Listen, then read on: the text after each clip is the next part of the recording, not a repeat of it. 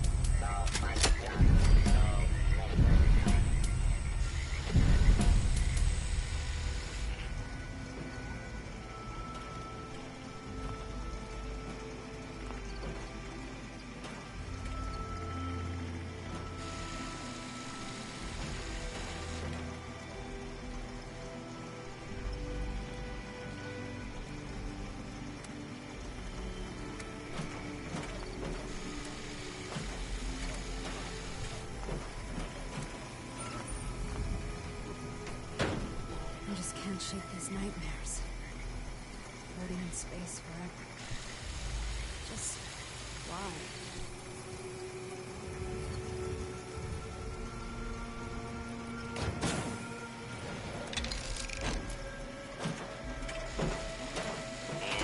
Oil spill. I have never seen anything so beautiful.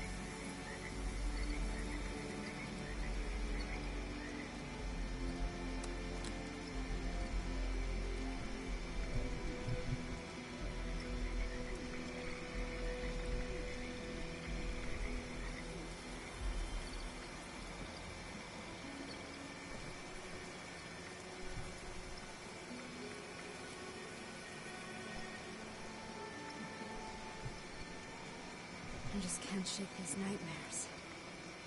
Floating in space forever. Just why?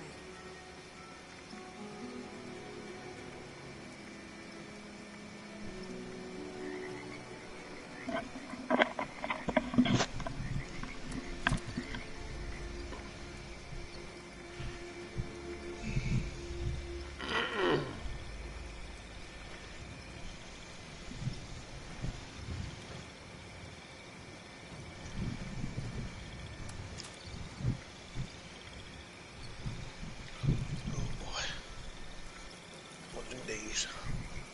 Mm-hmm. Well,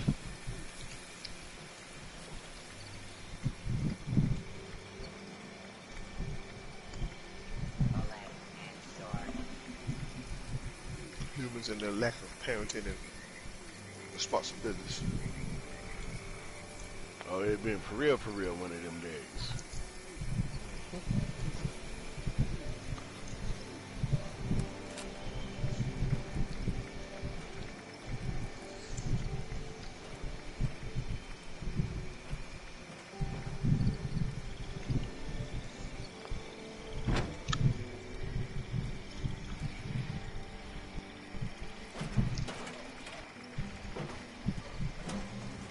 Is there anything better than raw asbestos?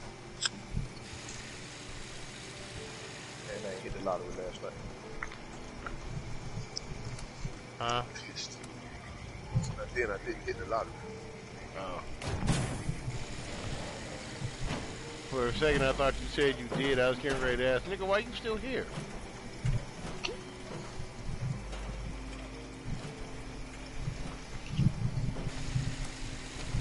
just can't shake these nightmares.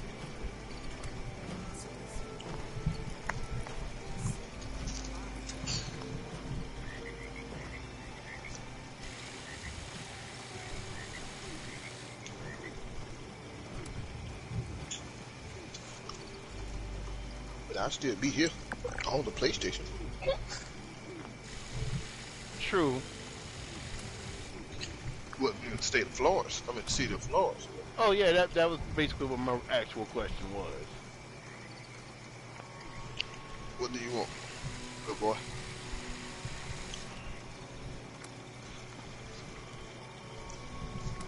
So I want you up.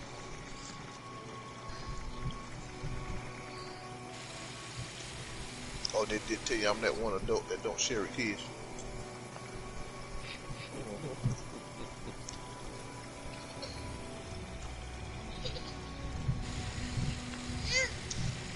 You can add to it.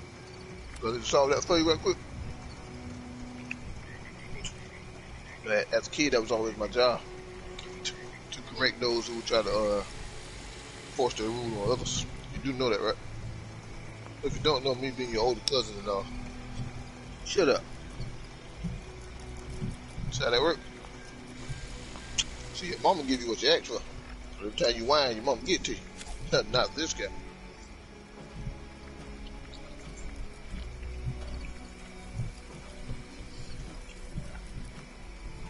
The world is my With the insightful rule that people don't know how to say no. I'm that one person here.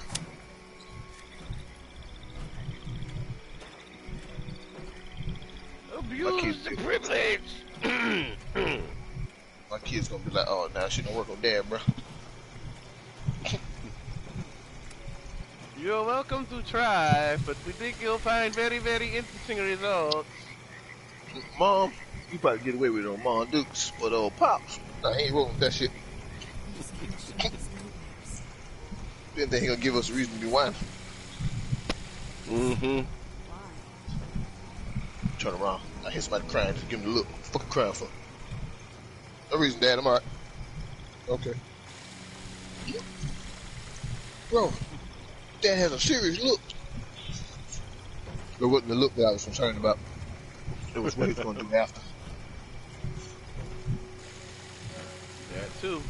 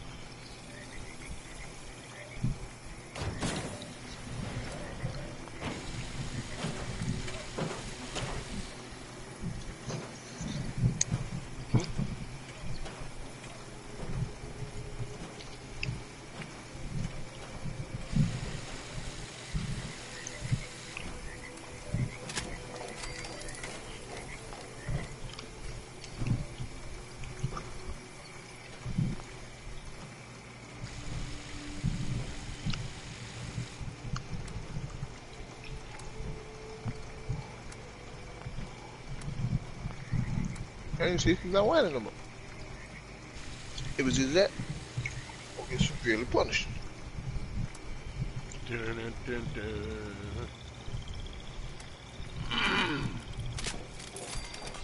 You think whining solves problems? I'm going to show you whether you're 1 year old or not. That shit fix nothing in this world. I just can't shake these nightmares. Floating Just in give people the space idea that forever. you're soft as hell and you're a crybaby. Just why?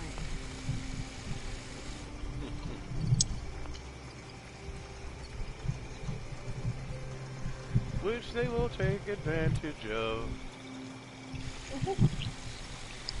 That's what my mama said. She had the hardest time raising me.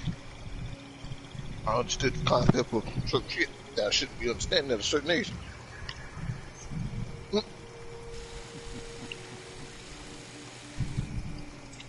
She beat me when I was in the 7th grade for not wanting to read. Well, Mom, last I checked, they said I had to have a certain grade level as far as reading wise. Well, I read to that grade level and above to ensure that I don't have to read anymore. Yeah, because it's called less work. Which they immediately hate and undermine because they want you to be occupied. I spend my time sleep. Jordan, sit still. I spend my time sleep. He needs to read a book. Why? In my grade. Say because they feel that, and this is the thing I don't get, is, and because it's not just kids they do this to, they do this to adults too. If you are idle, for some reason, it equals that you are doing absolutely nothing. And it's just like, who the fuck came up with that? Say, can't I have some focused thought process? Exactly. But, oh, I got a really great example. Like, at my job, right? You know, going all out of its way to try and basically knock me from sleeping, right? I just can't shake And these even if I'm not nightmares. sleeping, if I'm standing or Floating in sitting space still too forever. long, they just assume I'm sleeping. Why? But Yeah. ain't shit to do. You don't want me to play solitaire. You On don't your want phone? me to play Candy Crush. Oh, so you can't play on your phone either? They don't really want me on my phone. So all I can do is just stare at the screen, or stare in the camera, or stare out the window. There's not a whole lot of options left. Prison. With a paycheck. Basically. Because I'm just sort of like this. Anything that I do, how am I not going to look like I'm sleeping versus actually fucking falling asleep at this point? I don't know.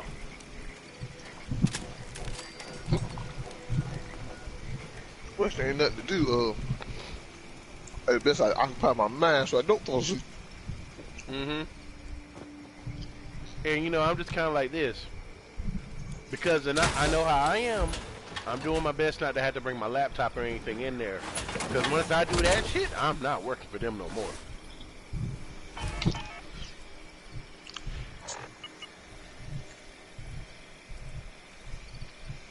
And I know I'm like that. That's why I'm trying not to do it.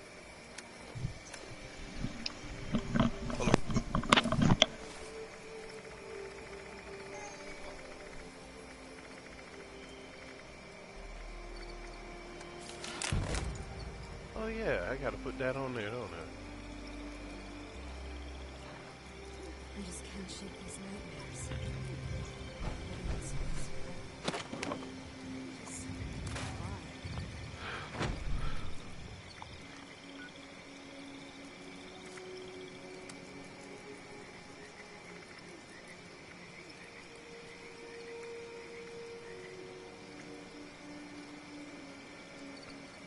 The Savage Divine.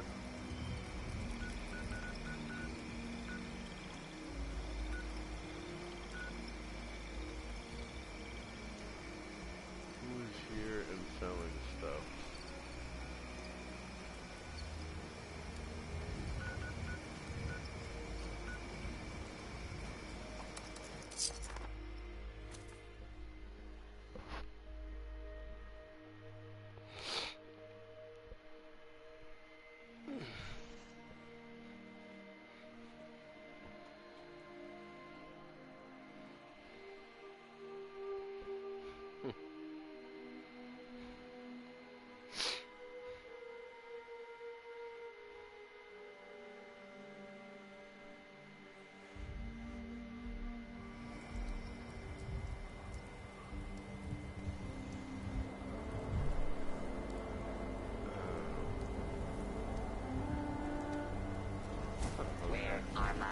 little elves.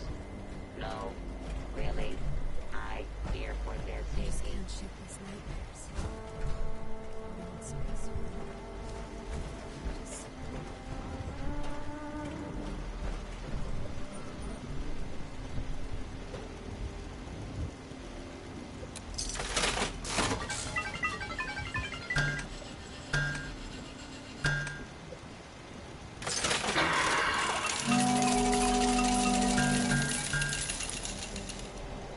Okay. Attempt to acquire a nursing tree has failed.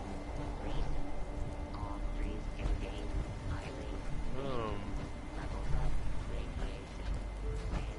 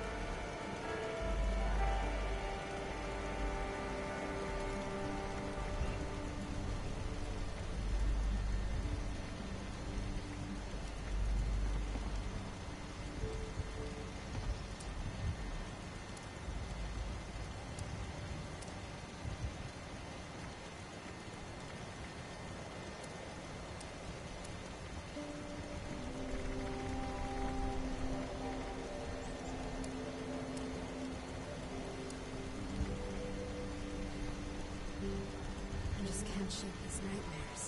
Floating in space forever. Just... why?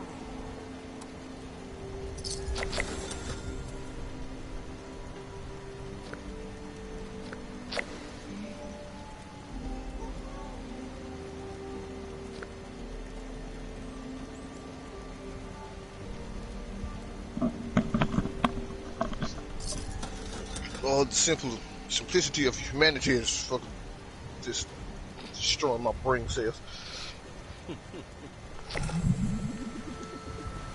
He'll get to you.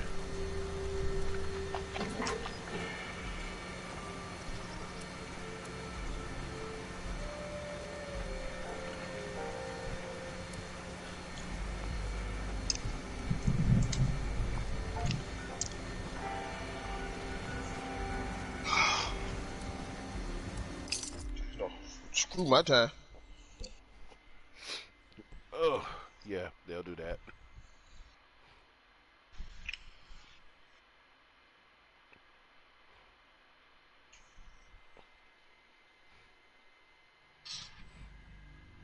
I always felt that if people would just, but they won't do it anyway, analyze the situation before they even make the decision to do what they think they're getting ready to do. So is it really worth it? No. That's why I don't have superpowers now. Because if I had superpowers, that would have been me. Teleport to them. What you get ready to do, bro? So it's worth losing all what you got. Is it worth it? What do you mean? Well, you're going to get caught if you do cheat. So that's just non-negotiable. So why? And Because you're not very good at it. Despite the fact that she has a child by y'all married, I wonder what you think's gonna happen. Child support? Yeah, then get divorced and all that other extra shit. You know, all that BS that comes with Right. this, that, and the other. Smile outside. Huh? What, Bobby? Huh?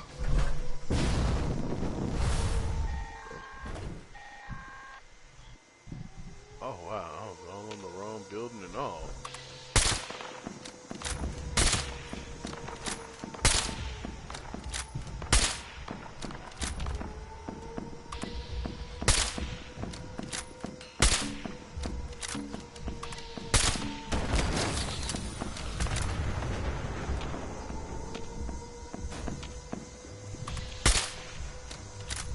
Yeah, it's just like, does nobody understand that?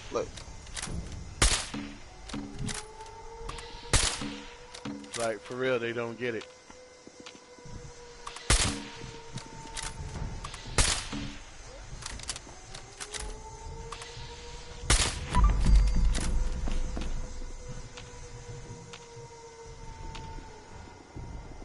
Cause I feel like, you know, if you sat down and thought long and hard enough. You know this shit would be super obvious.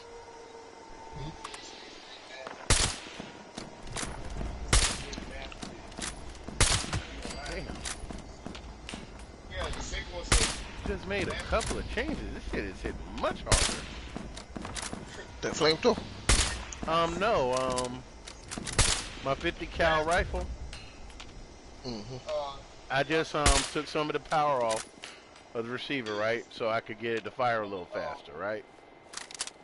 Yeah. Took it off and it's firing faster, but it's literally hitting harder than it was with the heavier, more powerful damage receiver on it. Listen. Roman has an AK-47. They just relate. With a 30-round clip. They relating to what the kids know. To every 10 shots. I bet you about 4 or 5 black kids in the classroom with. I know that else.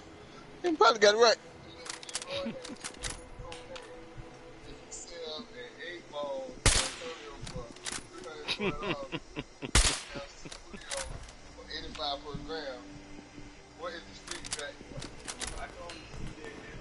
Not that I know it heavy, I'm just saying. Yeah, I'm trying to think like, I'm trying to think. Yeah. All I can say is like, and a substitute. School full of badass tripping. And the principal, man, let's see if they after this shit, you fucking so damn dumb. Let's see if they ask shit. Yeah, cause the math still work the same way. Exactly.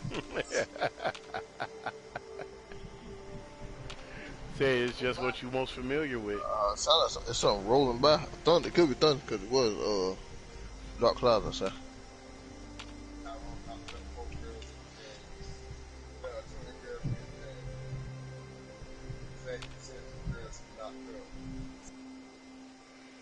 Tyrone fucking up. That means Tyrone fucking up.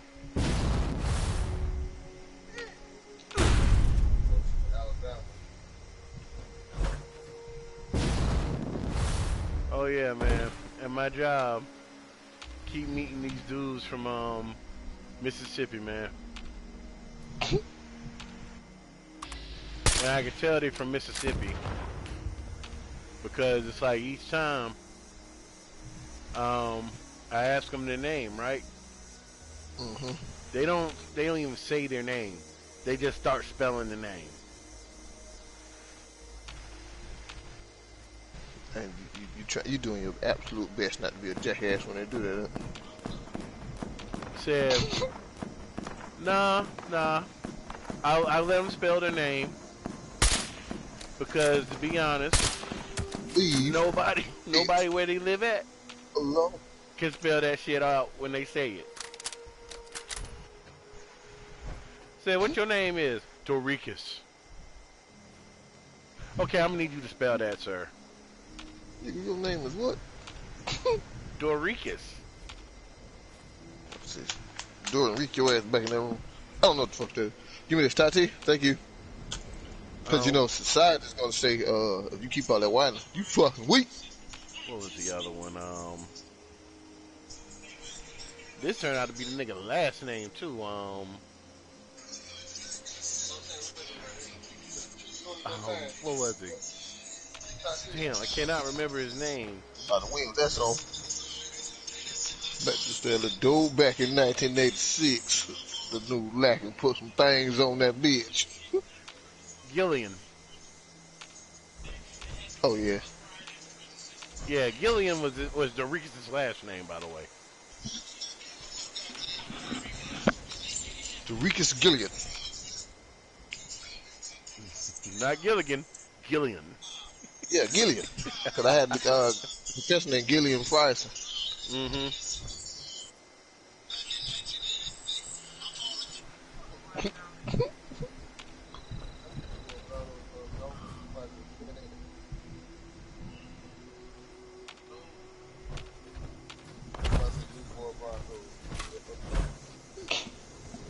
gonna go on a cruise, and then time to board the ship, leave, I'm just this fucking pill. Till they make it back. I don't think he had plans on coming back.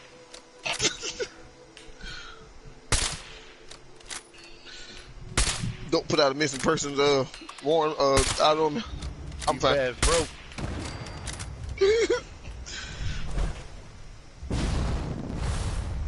Nah, I think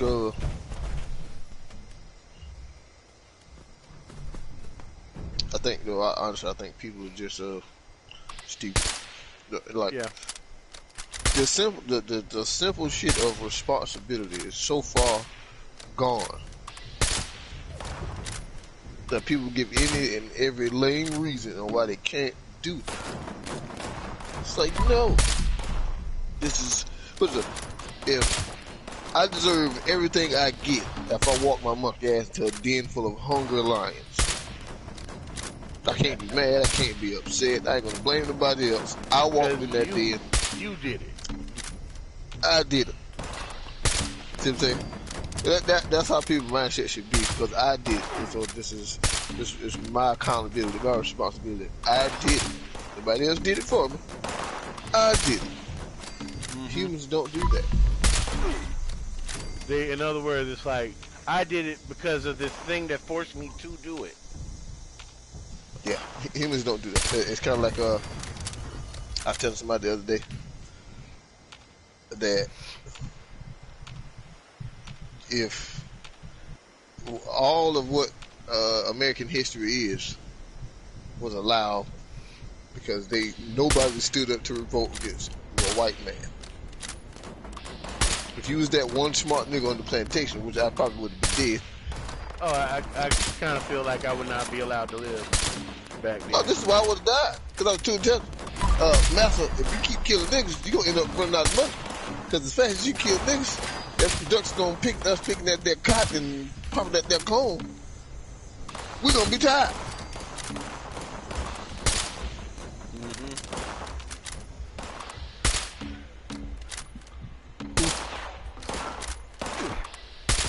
Oh, Shaheen. Oh, we came to work. Ladies up.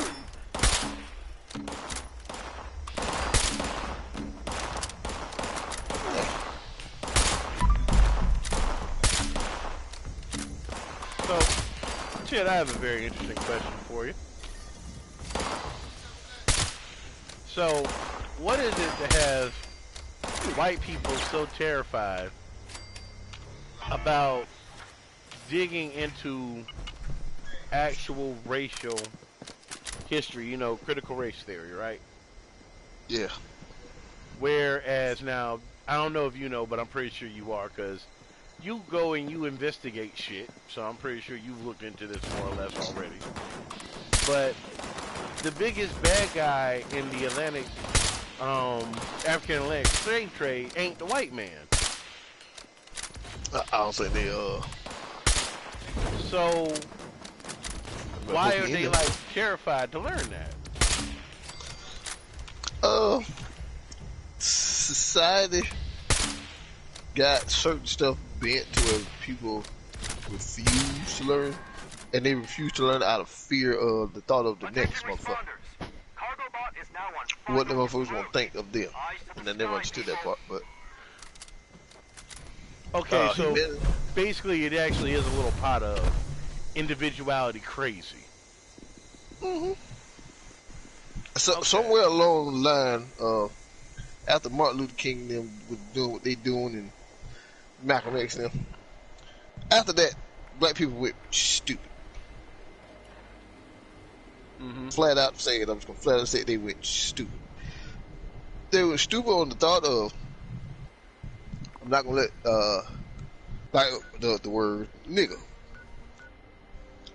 It's okay for us to agree each other with it, but let the white man say it. It's degrading. So I explained to somebody the other day. Either way, it's still a problem if you look at the word nigga in the dictionary. It's ignorant, arrogant, that is a degrading word of the human species. So either way, if you're greeting me with a word that's degrading me, just because I'm black, I'm supposed to allow it? Nah, bro, that's not how we talk. That's the thing that society and our culture decided to say, hey, we're going to use that word for our leisure. So I say, does it make I explained, does it make you any less of a black person if you don't eat chicken and watermelon? That's racist. How is that racist? But using the word nigga, hey, Which doesn't make sense, but totally fierce, and he had no idea why he was mad. That broke down to him. You're only mad because you didn't know it. You don't understand it. That's why a lot of black people end up mad. So anything that they don't understand, they shy away from or they fear of. And if they do understand it, they won't talk about it because they're afraid of what the next motherfucker, like me or you, they'll assume what we're going to think of. which So pretty they much have to stand up. keeps them from growing. They stand up to what their image are from other people versus who they are to themselves. In other words, they become and stay the citizen that they're assigned. Yep. This is your card. This is who you're going to be. I am this person. And then they just stick to that person. Now, here's the thing. So, do they know that white people do that too?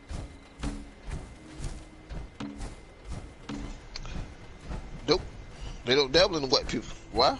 Afraid. So, both of them enslaved. They just enslaved slightly differently. And they really have no fucking clue.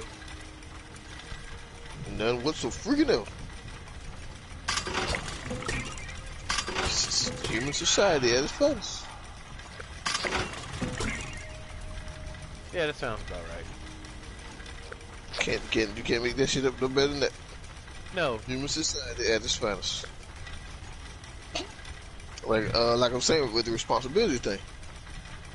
You don't have kids and then leave the responsibility to other people. That's unfair. But do they see it that way? Oh, well, I work late and I work this. That is not my problem. That is yours. You conceived that child, not I. Million and one excuses to why. Exactly. And that's the reason why society and humanity is going to shit. And when this world implodes, ain't shit we can do about it but die.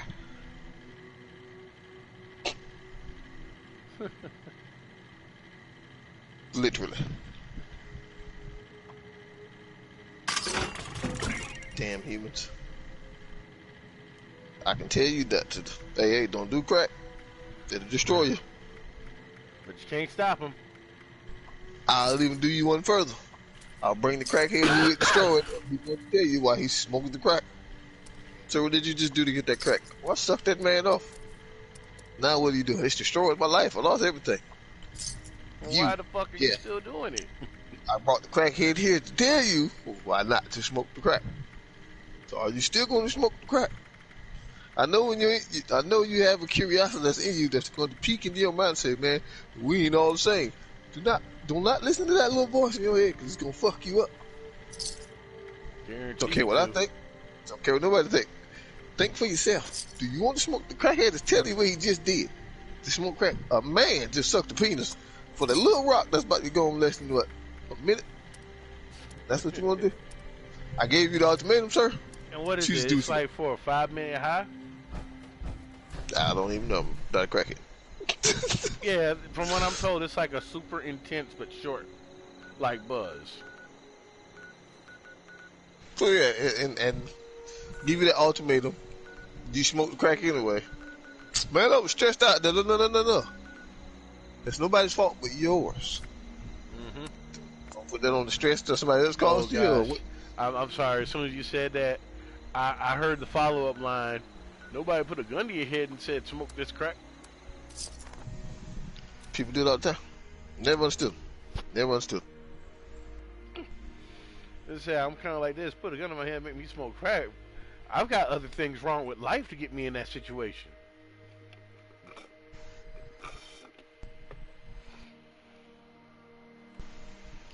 Like, who are these aggressive drug dealers? And, well, this new age of people, kids in general, anybody from 25 and under right now are junkies. Yeah. Literally junkies. Even the rappers of this era. Yes. Junkies. I go as far as to say especially. What? During our time, during our history of hip hop, Motherfucker. everybody we listened to were selling the drug. Except for Rakim. Yeah, except for Rakim. But he's an exception. Because he was a goat at rapping. Yeah, he's one hell of an exception, too. Him and DMX, they were goat at rapping, but they was hitting that pot of something serious. Yes. Yes, But and we didn't know till much later. Cocaine was a common drug for... I think Rakim came in on the era of cocaine kind of ending. Yeah. Or being the popular drug. Yeah. He But they was came moving in into on the the marijuana era. Yeah, he was moving into the marijuana era, being the popular drug for hip hop artists and entertainers.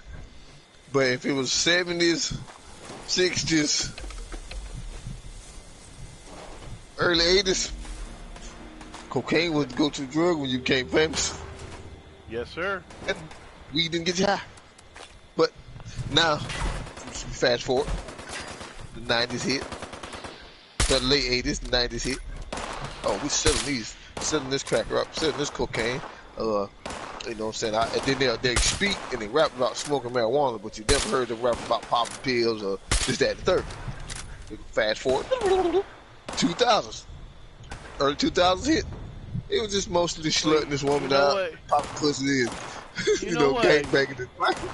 You know, you just said something that I forgot about. Back in the 80s, we had anti-drug songs. Where that was actually like you were considered a joke if you were a user. And like it wasn't until NWA came in and then they were like selling it.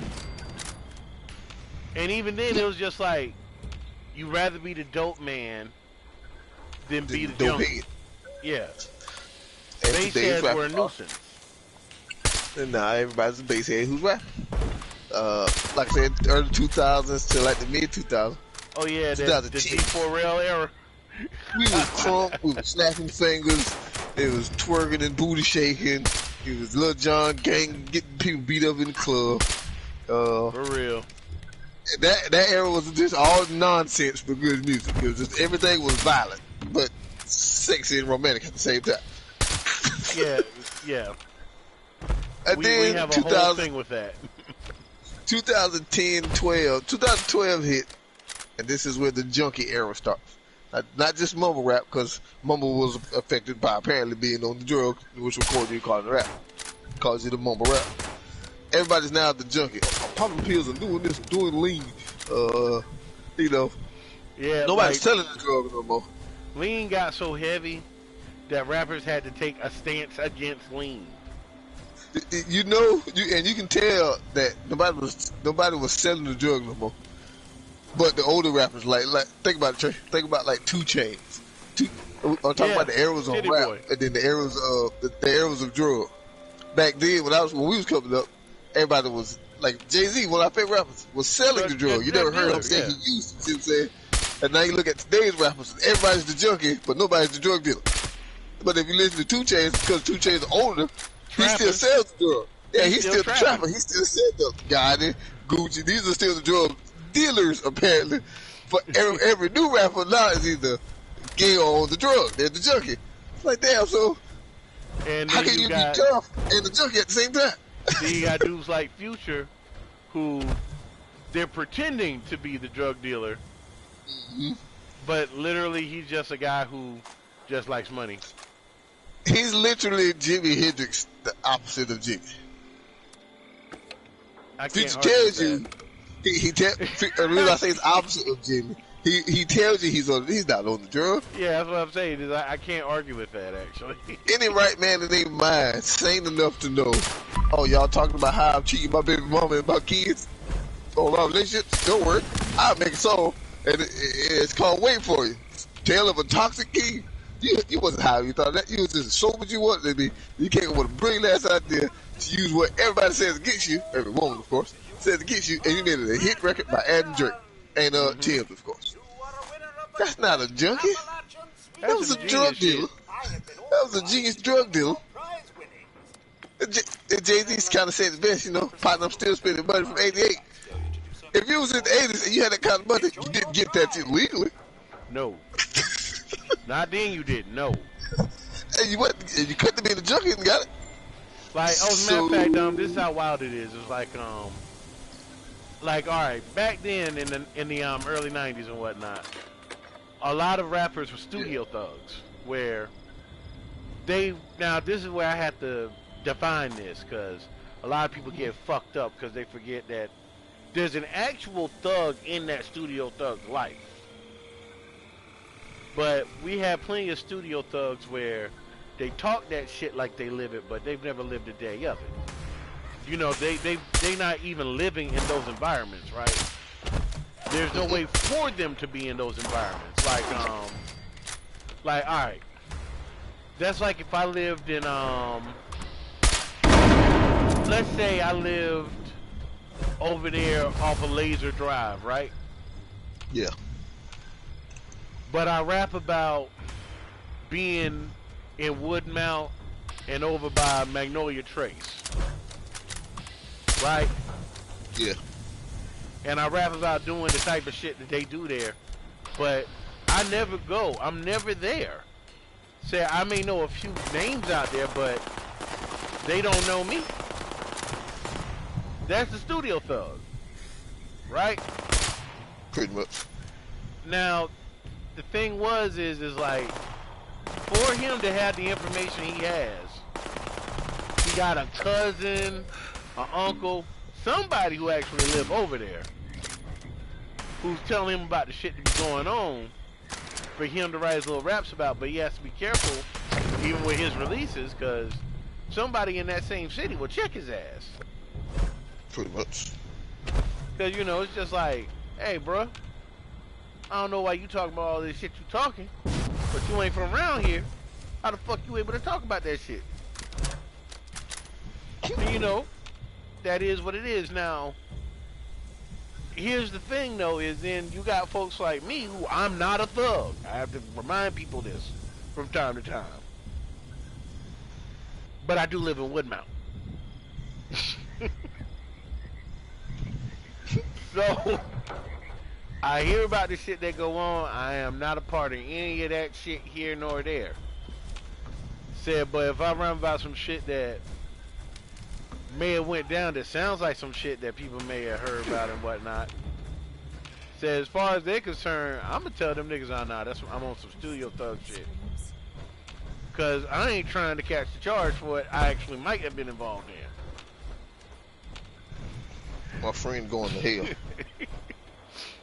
This man just held a bug zapper under a spider coming down a web and watched it fry. I'm not above that action. That's how serial killers start. It goes from insects to animals and from animals to people. But yeah, I guess, and we look at rappers like NBA Youngboy. I want to be gangster, but I'm always angry. I go to jail, nobody loves me. What? Nobody loves you. You in jail, son, for shit that you didn't even first do. Shit you're not even common, no one be around of. You want somebody to show sympathy for you because you made the decision? No, jackass, that ain't how it works. I see. I don't know what to make of weirdos like that. When Beanie Siegel went to jail, Beanie Siegel did write a letter to Rock Nation Church and said, nobody loves me. That nigga just went and did his fucking time. Because that's what you're supposed to do. He came out, dropped a song or two, and went right back in that motherfucker. Because it's just work for him. That's what it is. Casanova locked up right now. He didn't say nobody loves him. He's just like, y'all keep praying for me. You know what I'm saying? I'm gonna do what I got to do. Do my best so I get out. AB Youngboy goes to jail and says nobody loves him. Well, you're a gangster. You're a gangster rapper. And only that, you would make up fingernails. And here's the thing. I love a dude like Casanova as far as his music goes, because it's just like, yeah, I used to be that nigga. With the pen. Let me clear that shit up. Say, yes, I used to write songs like that. Say, I wasn't out there, because we don't have that over here like that. So, no, I was not out there living that life. Said we had games, but they were not organized to that level.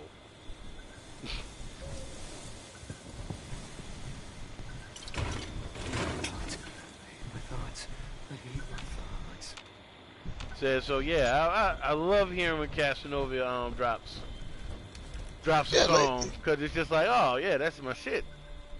Yeah, he one of my favorite artists, and it's just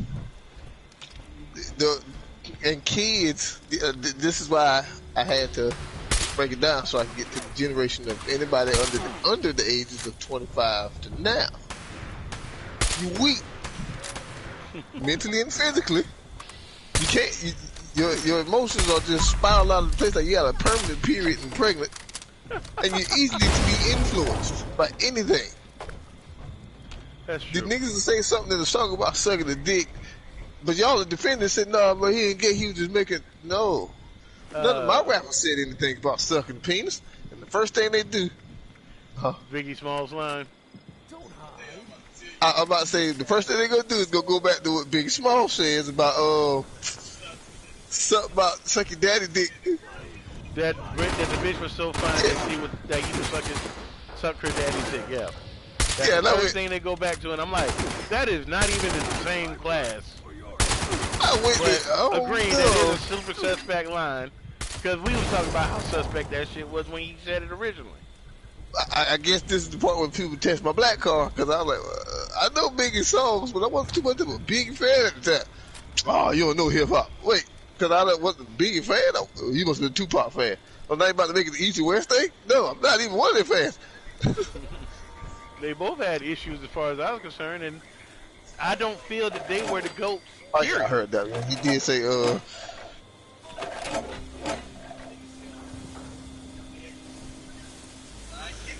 yeah, but you shouldn't have said it. Look. I guess during that time, nobody wasn't thinking it, you know what I'm saying, how we thinking it now. Well, you can say that shit now. A young nigga would say that shit now. Immediately blowing up. This nigga gay as fuck. But that's today's that's today's kids and certain other shit. They're so easily influenced by rap that they have no idea the person that's telling you all this is not even doing any of that. Right. These are just stories. Yeah, not even stories. Most of these motherfuckers, stories is what we listen to by Cassidy, and then eventually you find out, oh, this nigga tell the fucking truth. He actually did this shit. Well, when yeah, Nick did it, yeah. When Nick did an interview about Jay-Z, it was like, oh, Jay-Z was really rich before he started rapping. You go, oh shit, so he really was selling drugs, like you said there. Yeah, because there was a lot of them who was, now back then in the 90s, when they were on that whole keeping it real bullshit, yeah, labels was actually signing actual niggas who was hoods in the street. But you didn't have no interviews until niggas was out of the dealings of what he was doing in the hood, so it's safe for him to say, oh yeah, you know, my man's just dealing yada yada yada, XYZ. Oh no, here's what would happen is, they'd have my mans out there, and he would do some street shit and get locked the fuck up, and can't make none of his bookings, none of his shows, and get dropped by his label. See, damn. And like I said, I commend 50. 50 Cent was a real nigga. Like, even to this day, people think 50 a bully. Now, he ain't a bully. This is who he is, but he played it smart. He's playing it smart. Like, ain't shit you can do to me, because I'm 50 fucking Cent. But guess what I do? People are waiting for me to drop an album, so I nitpick and talk shit to you all day long. Pierre ain't gonna do shit, you know what I'm saying? Yeah, whoop, whoop, whoop. Oh, yo, that nigga P drop a diss track on you, fifth. Say less. Now I'm in the booth. That's all you waiting on. Oh, he gonna fire P ass up. But damn, like, oh, that boy, that 50 Cent beef get P, boy, that nigga roast P ass. That shit. Album sale. Ain't even new albums fucking coming. I'm 50 Cent. Yeah, I might look like the bully, but this is business marketing to me now. No. Did you hear how he explained? Did you hear how Chameleon explained what the deal was that was supposed to go down between him and 50? Oh, yeah, I watched that too. Where 50 called him out, and he ain't respond. And 50 was like, bro, I threw you the pass. You never took the shot. And he was like, what? And I was like, yeah, because the whole thing is both of y'all going to sell albums off the disses, just like the shit was supposed to work between LL and Cannabis, but Cannabis' ego got too big, and that shit became like, that shit killed his entire fucking career because he couldn't get over that shit. Look at that. Is that ad, oh, you talking about the big small shit? Yeah, like it coming back to me. Yeah. The old, like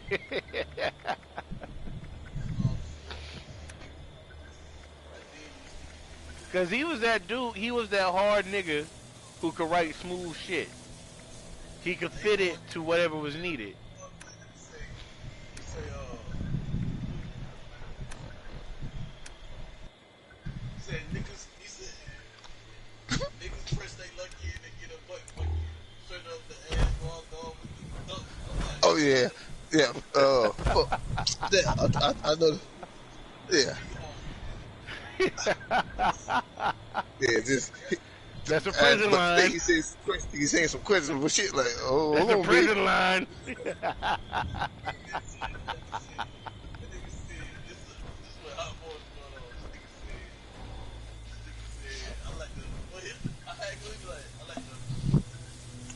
Hold on. Wait, what song was? Oh, Oh, you talking I about like to that fuck him in questionable the shit ass when that he beat up pussy. yeah, that super questionable shit he says on that track. Yeah, but I think, well, and this is, yeah, but this is what bothers me about it. Niggas is to this day would defend Birdman. We watched him kiss the grown man. Then the nigga say he didn't say nothing about getting head. He didn't say, he said, I like to fuck him in the ass. Wow, he beat up the pussy. So wait, are you fucking him in the ass while he hit the pussy? Or are you hitting her in the ass while he hit the pussy? Either way, this is gay. Just pause, nigga, pause. Yeah, that's the normal trade back in the day. But like I said, today's, if I think a lot of kids, and most people, I don't know why or what it is that people refuse to listen to Jay-Z. But I think if today's kids, as influential as they is now, if they listen to Jay-Z, start from Jay-Z's first set of albums coming up, a lot of these motherfuckers would be, I ain't gonna say hardcore drug dealers, but these niggas would be motivated to be like, hey, this nigga made millions and now he a fucking billionaire. Cause ain't no other rapper of today's time, today's era, gonna be eventually a billionaire. Yeah, Ain't gonna never reach that level. yeah, because basically he's out here trying to give them game for less than nothing. Yeah. This dumb nigga said, oh, Jay-Z did Beyonce the same way. Like, bro, that's not the same. Yeah, definitely not. He was like, bro, I'm 30 years old. Mm-hmm. I can meet a 22-year-old. Yeah. I'm 8 years old now. She's still an adult. Yeah, she's still an adult. I think she was 18, Jay-Z was like 30. Yeah. Now, it's a little sketchy, but Illegal. it's dope. Yeah. You know, Yeah, that's you know what I'm saying? That's not the same. yeah, like no one close. I'm looking at you as you look talking to me, and you looking at him do your headphones like this. Like he gonna throw the bitches in a second.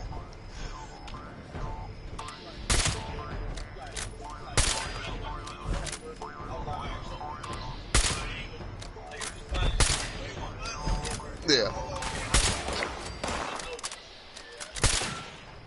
Yeah, like the nigga here named Swizz. This nigga said in the freestyle, Swizz said, I'm trying to look up. He said, I'm trying to look up a tranny to butt fuck and get my nuts sucked. And I'm listening to the freestyle, but nigga, this nigga here named Swizz. Yeah. Swizz. He went, I don't know if you ever listened to Jam Bent. You know Dizzy Wright though, right? Okay. Funk Volume. Dizzy Wright. Yeah, Funk Volume. Yeah, with Hobson and all. Everybody else was saying some gangster shit, and then Swizz get on. And then he got to the part and said, I'm trying to look up a tranny to butt fuck, get my nuts up. And I went, no, nigga, no. You felt like Funk Flex when he was with Tyler the Creator. What made you leave with that line? Yeah, I don't know. Feel my ass. That's the appetite. Just that's the appetite. Like, see? Even Hobson says some shit. Hobson says, I know about say that. Like, I don't know the appetite. I'm just a nasty appetite looking for a hermaphrodite search pornographic sites looking for hermaphrodites. Like, no. I get what you're saying, as far as you filthy on the mic. No, don't do that. So you like one of the old people. Yeah, the school right there. Yeah. That's how you was earlier when you was go. Grab my headphones the whole time.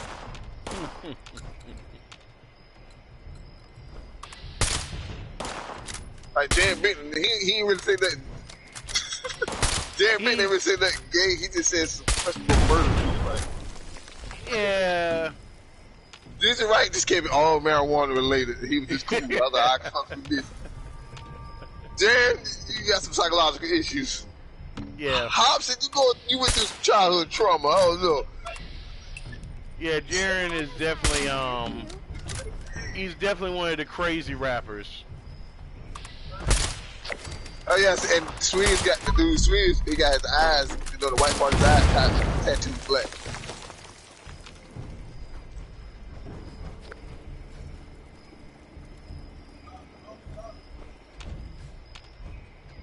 Nigga said you was raped by your uncle and mad because your dad watched. Jordan, stop, buddy. You would die. You should kill your mama because she the dummy that conceived you. That's gangsta shit. The nigga says, real niggas can't relate to you. I'll kill you, go to heaven to slap God for creating you. I don't know how gangsta that is, because I ain't going against that. I wouldn't dare start slapping you guys. But he ain't said nothing gay. He just said some gangsta shit. And then you get these certain rappers who just come up and, like you said, how Biggie said, I'm pushing the stick dick in. Well, wait, let's think about it for a second, B. As a producer, I'm just sitting in there. Bro, I get exactly what you were saying. Don't get it twisted. I understand what you were trying to say. Like, you gangster, come tell you, look. If I am, why don't you come show me then? Like, I'll show you. Let's see what happened, nigga. I'm the producer. I'm going to hit the button. Hey, man. Yeah, what's wrong with y'all? Ain't like that? Nah, I fucks with it. But we're going to take that out. I understand what you were saying. Like, you gangster, and then he say he gangster than you. Come try his luck, see who's gangster. I understood that. However, the way you said it, that's a no-no on the track, bro.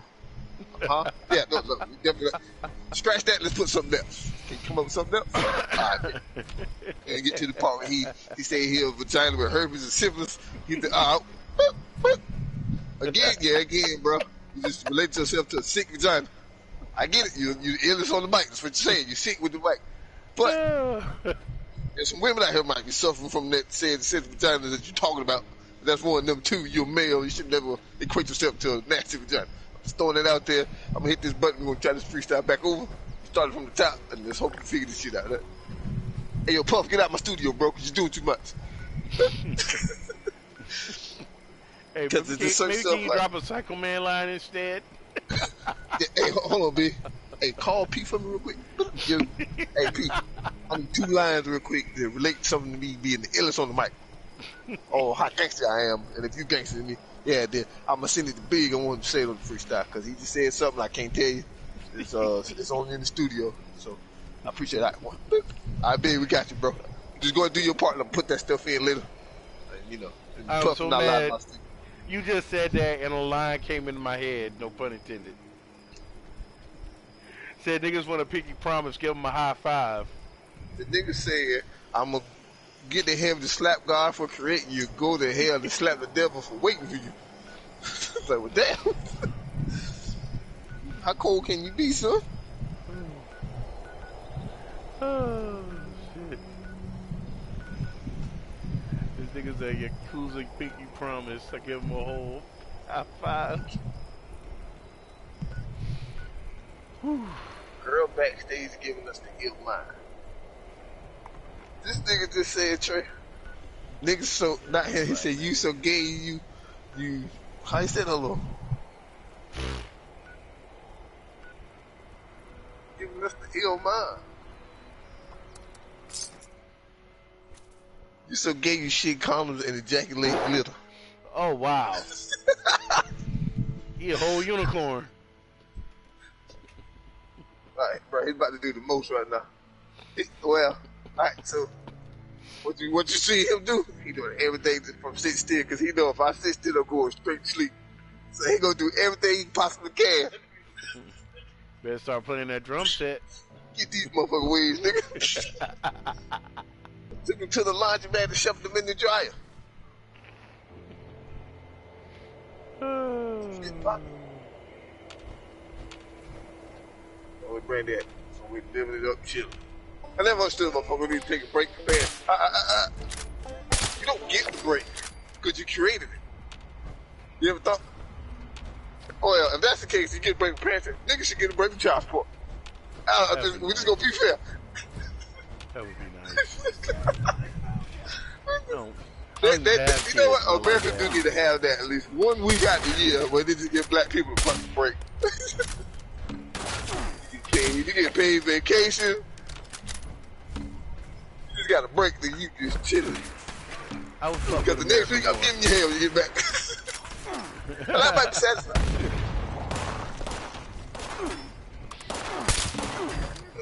I'm back in the mess. See, I'm gonna say he said he cougar hunt trying to find him a mess.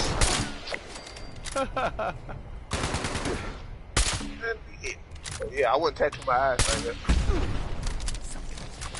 Demonic. Yeah, that's where he lost me right there. Nigga say losing his sanity here, thinking of getting the sex changes to see if I care. No.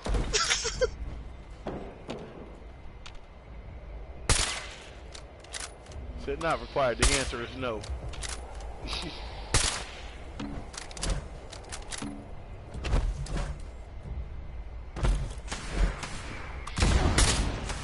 Because he ran with did the right way. He started off did the right like this. They start sitting against you, did say. Like you see a Jared did in the background like, nigga, what?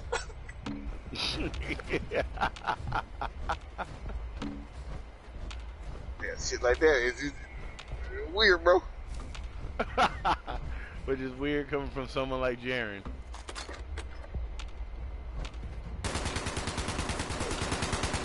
And I was telling somebody today, if you watch any of Jordan Peele's movie, they're all related to each other. But I don't think people pay no attention. But back to what we were saying about this younger generation.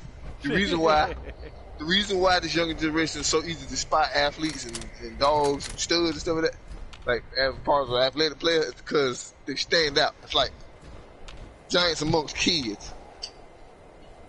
Because during our era, everybody was a fucking athlete. Everybody was athletic or, some beastly ass nigga in the hood.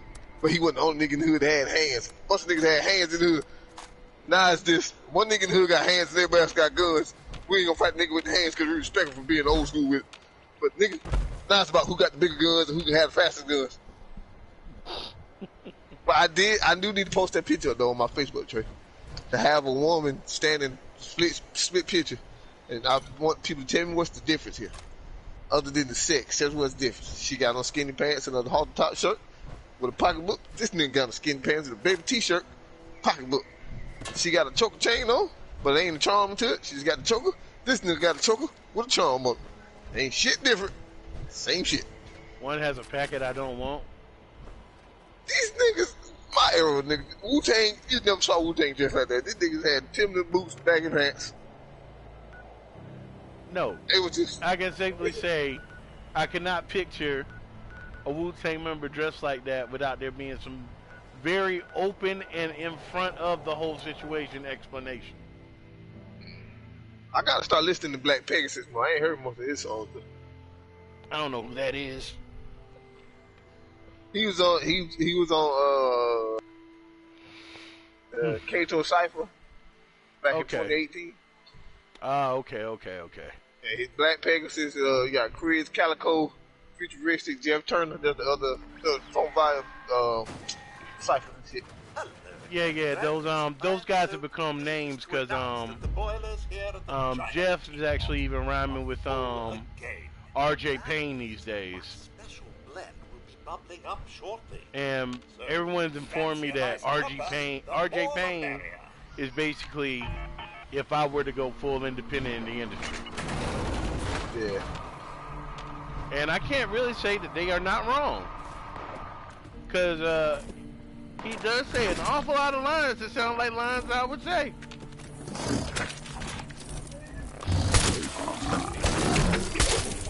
I thought that is today's generation. They want to do all this grown-up shit. They don't want to do the grown-up responsibility. And in all defense, it even affects those older arrows a little bit too.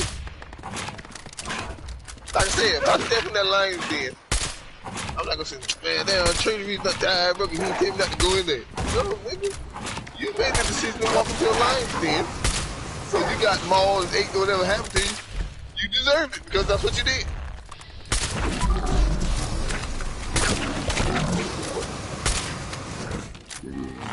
They see it, but they want to feel sorry for her. They want the empathy for her.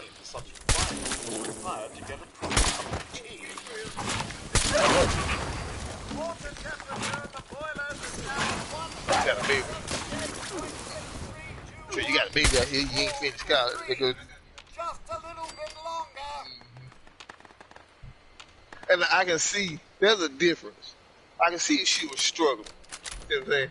Like if she was on her own, she was struggling. Then okay, yeah, you can get the help. But you ain't struggling at all. You make bad decisions and you want people to feel sorry for the decisions you made. No. That's like a nigga get caught cheating on his girl, but when his homies feel bad for her. I'm not about to feel bad for you, nigga. You made that decision. Got caught. I tell all my homies in FSLD, you don't want them issues with them outside hoes, no full wee-wee. They don't listen to me, then that shit come back to them. Well,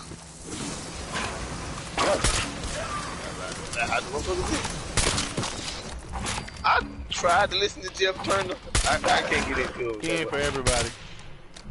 He a little too clean for me. He don't, like, he one of them rappers that, feature-wise, he go hard. But if he by himself, he like, don't have anything of interest. He like being a support character. He's a good, you know what? He's the bard of a cycle.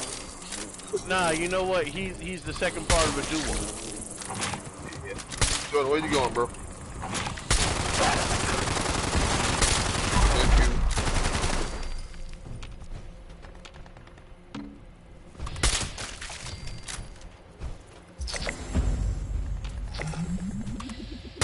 I said, "I get in your eye." It's gonna hurt like hell, and I want to laugh. People tell me it's wrong to laugh at a 1-year-old. But let me stop you right there. Cause I bet you if I fall that little fucker bust out laughing, so why can't I do it? True. I never understood why kids thought danger. I never understood why kids pick that danger like, oh, it's funny, he hurt himself. Ha ha ha ha. Then they fall and bust their ass. They get what are you crying for? I didn't cry when I fell. Get your fucking ass up, laugh with it. That's what I did you. That's why when you pick him up, feel like you pussy. Wait, Daylight was in the backpack cipher? Oh yeah, sure was. Yep, he was the weird guy in the backpack ciphers. Yep. There's, I do need to do like we need to have like a little talk podcast, so I can talk about this generation of rap. Like when J. Cole and Kendrick drop an album, it sells fast as fuck because everybody's waiting on it. But then you got. Well, let me put it like this, man. As far as blogging goes, my dude, we've been sitting on gold for like a couple of decades now. So you about to go to sleep. You need to go to sleep. You ain't been to sleep no last night. We just need to put a podcast out and do a little bit of ads. When I got up at 4 o'clock, you walk around, and then you sat in that chair, and then when I got the piss again, 6 o'clock, you were still sitting there until Miss Long to pick y'all up. Go to sleep, bro. Your body need it. If you don't get no sleep, guess what's gonna happen to your body? It's gonna shut down. And trust me, you don't want that. I tell you what, just go to sleep and get up early. That's all. You make it easy on yourself. That means you got more time out of the day. Well, the old saying is, rich people get up before 5. Broke people sleep past 7. I said, well, damn. Well, that broke person got to go to work at 8 or 9, and he want to get a little extra hour in, bitch. That'll make him broke. He just going to work quarter of the time. The idea is the rich person getting their shit done before they even go to work. Damn. Yeah. See, and what people don't understand, trading with sports stuff, you're looking at time era coming back. What the fuck is that nigga using? Remember, it was little shorts, mid shorts, long shorts. Now it's going back. If you skip me and they go straight shorts. Now niggas thighs out. Oh, you talking about the Moochie Daddy shorts? You ready? No, basketball. Well, who got shorts too? For basketball, everybody wearing small shorts. Now look, you ready? Small shorts, skinny jeans. Come on, y'all. Put two to the fucking gallon.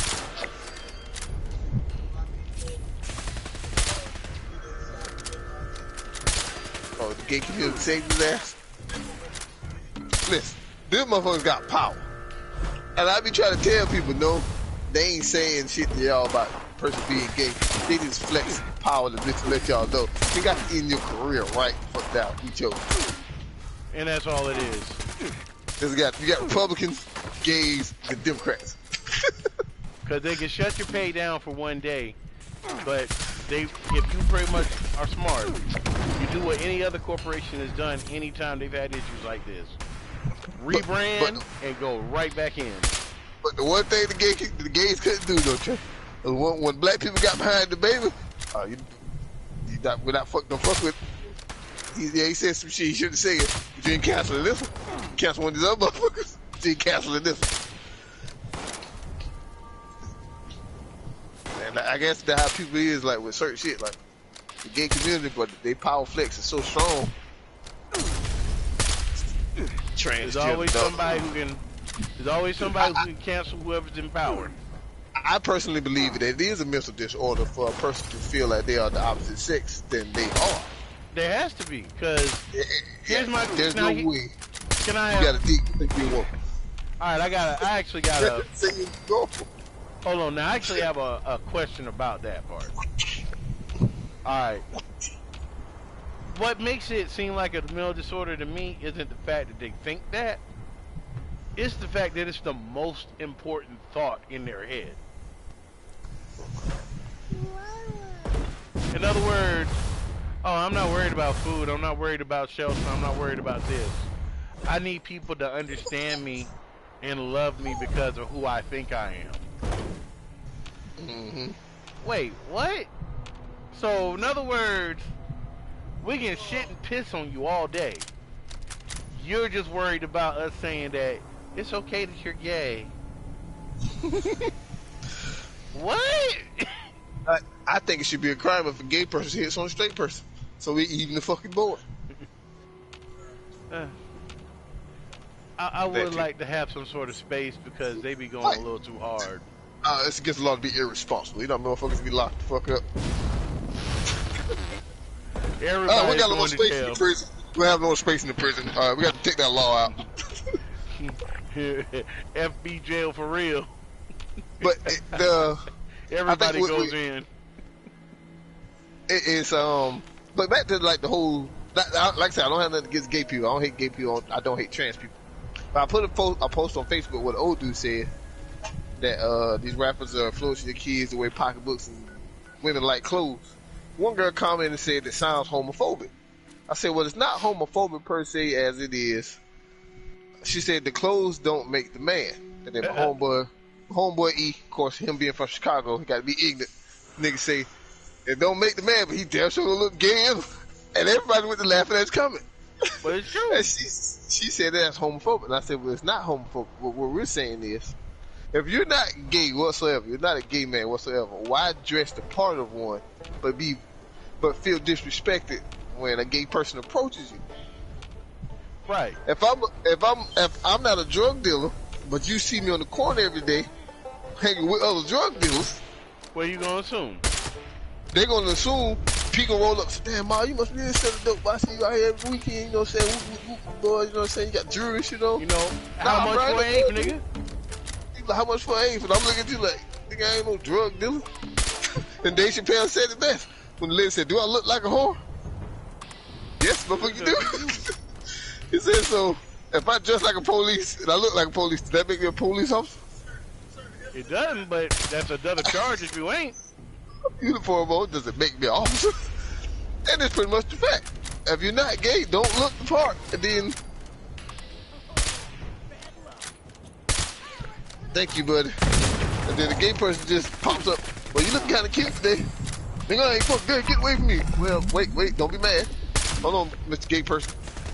Don't be mad, straight person, for the gay person trying to get at you. Here's why I got at you. Because you dressed hard. You out here looking like you might be. You seem a little flamboyant, a little, feminine. And he may have thought that He window shopping. He thought you was down. That you were with the coalition.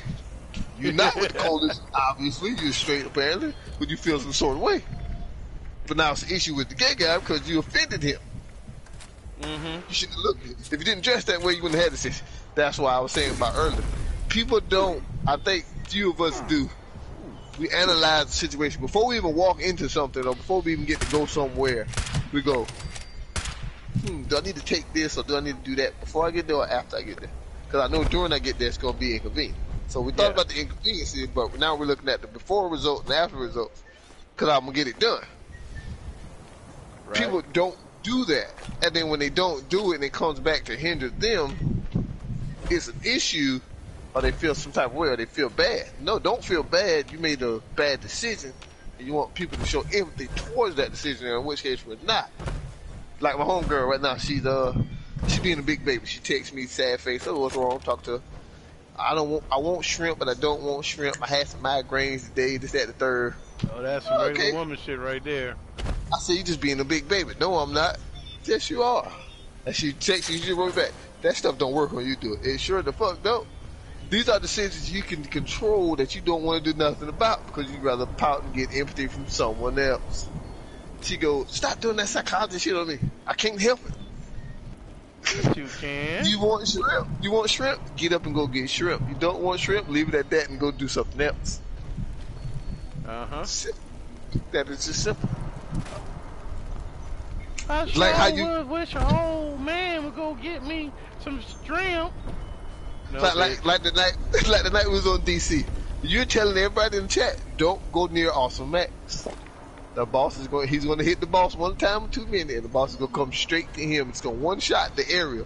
He don't get I never got a single shot move. I had an AoE one shot, always in the area, Awesome Max, to ensure that I'm dead. Are you telling Pat his homies, don't go over there when the boss go over there? Just don't go over there. Just wait till he die, and y'all pull the boss back over here, and we'll revive him. Because I already know. You already do. You're telling them they want to find for themselves. They get a fit. Well, man, who keep pulling Jarrell? First off, I'm pulling them, but I'm not a tank. And the reason why I'm pulling them is I'm hitting way harder than any one of y'all can get aggro on him. Apparently, the aggro is strong enough. So, Mr. T4, T5, you ain't doing your job because I'm on the T2 and I'm a DPS. I should have no aggro hitting him whatsoever. so hard that he's making you a fucking priority. But I don't have no aggro whatsoever on this build. So there should be no reason he's coming to me if you T4, T5. And that's how I see life as an MMO. There's things I can do to level up. Or I can stop my main job. I can do these side jobs to level them up. So when I get back to my main job, my side job is called up to me. Those type of things. Yeah, it's kind of like in my life, I've accomplished the shit that I really want to accomplish. Everything else at this point is just extra shit. But the only thing that I'm trying to figure out is my money game. So now I'm trying to be that nigga on the side crafting, selling shit to the auction house all day until I got somebody selling shit for me at the auction house. That's the nigga I'm trying to be now. It's either that or a yard sale. That too. Mondu's got a lot of shit in there she do not need. Oh yeah, we trying to liquidate that. Oh, like old textbooks and stuff like that. Matter of fact, this is how serious I am about this shit too, man. Is I was thinking about possibly going to actually do an at-home job, start doing the shit over the phone, and recruit a team to do that shit. Where that's just what we do there. Everybody can make some bread. Said put in on like just here for like equipment charge, and keep it moving until basically you can, if you would like to, move that shit in at your house, or if this is how the fuck you get away from your baby mama, Well, this is just how you get away from your baby mama. I told, but look, I told my homeboys this, and they actually listen to me, and they see that it works. You want to get away from your baby mama? Bring her to the events that she Oh just yeah, says it's okay for you to go to, so she can see what you're doing majority of the time. She's not gonna want to be a part of that shit. So because whenever you go, what happens is when she realizes that you are not having the time of your life there, like she thinks you are in her head, she'll leave it be. Because really, all she wants to know is this the thing that's gonna take you away from me? I need to be the biggest attraction in your life. Is this attraction bigger than me? That's all she want to know. that's all.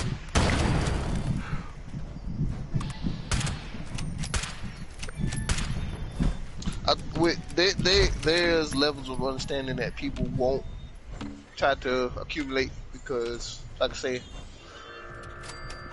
like the flat earthers, their theory is their theory does not add up No, whatsoever. The Earth doesn't rotate, and it's a flat globe. It's a globe, not a globe. It's a what do you call it? it's a dome. a snow globe. A snow globe basically is a dome over Earth that is flat. There's giant ice capsule that stops the water from falling off the planet. Now they have gone to even further as they believe in the outer space is literally the depths of the ocean. Oh wait, what? Yes. They're now going to conspiracy that the depths of the ocean is really outer space. Oh, hold on. You're gonna have to slow that down and explain that one to me. Because okay, I know they believe in a lot of world warping because of the whole Pac-Man shit. But you're gonna have to explain to me how we go internally in a snow globe to end up outside. That shit I don't get. So they believe that the reason why we can't reach the depth part of the ocean is because when we get to a certain part of the ocean and it's just too dark, we just entered outer space. So all these creatures that are coming up the surface are really space creatures that is not known to mankind. And then well, if they're not known to mankind, then why are there like decades upon decades of biographies of this said animal that you speak of? If we don't know about it, then why are there documents on it? Stuff like that. I'm trying to stay with you at this point, but they explain the reason why we see the stars is because in space the globe shifts, the dome shifts to where now we see what's apparently in the ocean, which is quote unquote space. We see the stars, which is basically these fish. The stars are quote unquote fish that are brightening up the lights in the ocean, in which case we see in the sky. So apparently this flat earth just does a whole 180 or a 360 upside down. Then I asked, well, where's the gravity? Because if we flip the fuck upside down, wouldn't the water fall on us, so we fall into the water? So okay. My real question at this point is, so do they believe that we're in the atmosphere of a black hole for all of this bullshit science to be happening? That thought would have been too complicated for them. Because they couldn't even answer me why helium inflated balloon goes at an angle instead of going straight up. But it goes up, it goes at. You notice it always drifts at an angle, according with the wind. I said if the Earth was flat, the wind doesn't rotate. If the Earth's flat, it would just go one or two directions. I said on top of that, if the Earth is flat, why don't the balloon go straight up? Nobody got nothing for that. Because if Earth is flat and there's a drop of water, that should create a hole in concrete. That's true. That means all gravity should be pulling at one spot if the Earth is flat. Well, should be pulling across the flat surface. It shouldn't even be towards the center of anything at that point. Everything should be flying at like an angle inward to that one spot each time. If I was to drop a coin or a roll of pennies from the top of the Empire State Building, it would be the equivalent to a mini atom bomb going off if Earth is flat when it hits the ground. Because there's nothing else but gravity pulling it straight in that direction. Nobody had the answer for it. I like fucking with flat earthers. Because I think they said climate control, climate change is the reason why the ice caps are melting. So instead of the water falling off the earth, it's pushing inland. I said, so what's freezing the ice still? Because that's what has to still be causing the push. I said, well, huh? So yeah, climate change. We can see climate change because we are. The ozone layer is like a lens. It's like a protective cover that we just constantly fucking up. Yeah, I give him credit. I give him credit. We fucking up the ozone layer. We doing it daily. Ain't thinking nothing about it either. But other than like that, flat Earth, that's definitely a no-no. Ocean being out of space, it's definitely a no-no. So that would make submarines actual spacecraft. Yeah.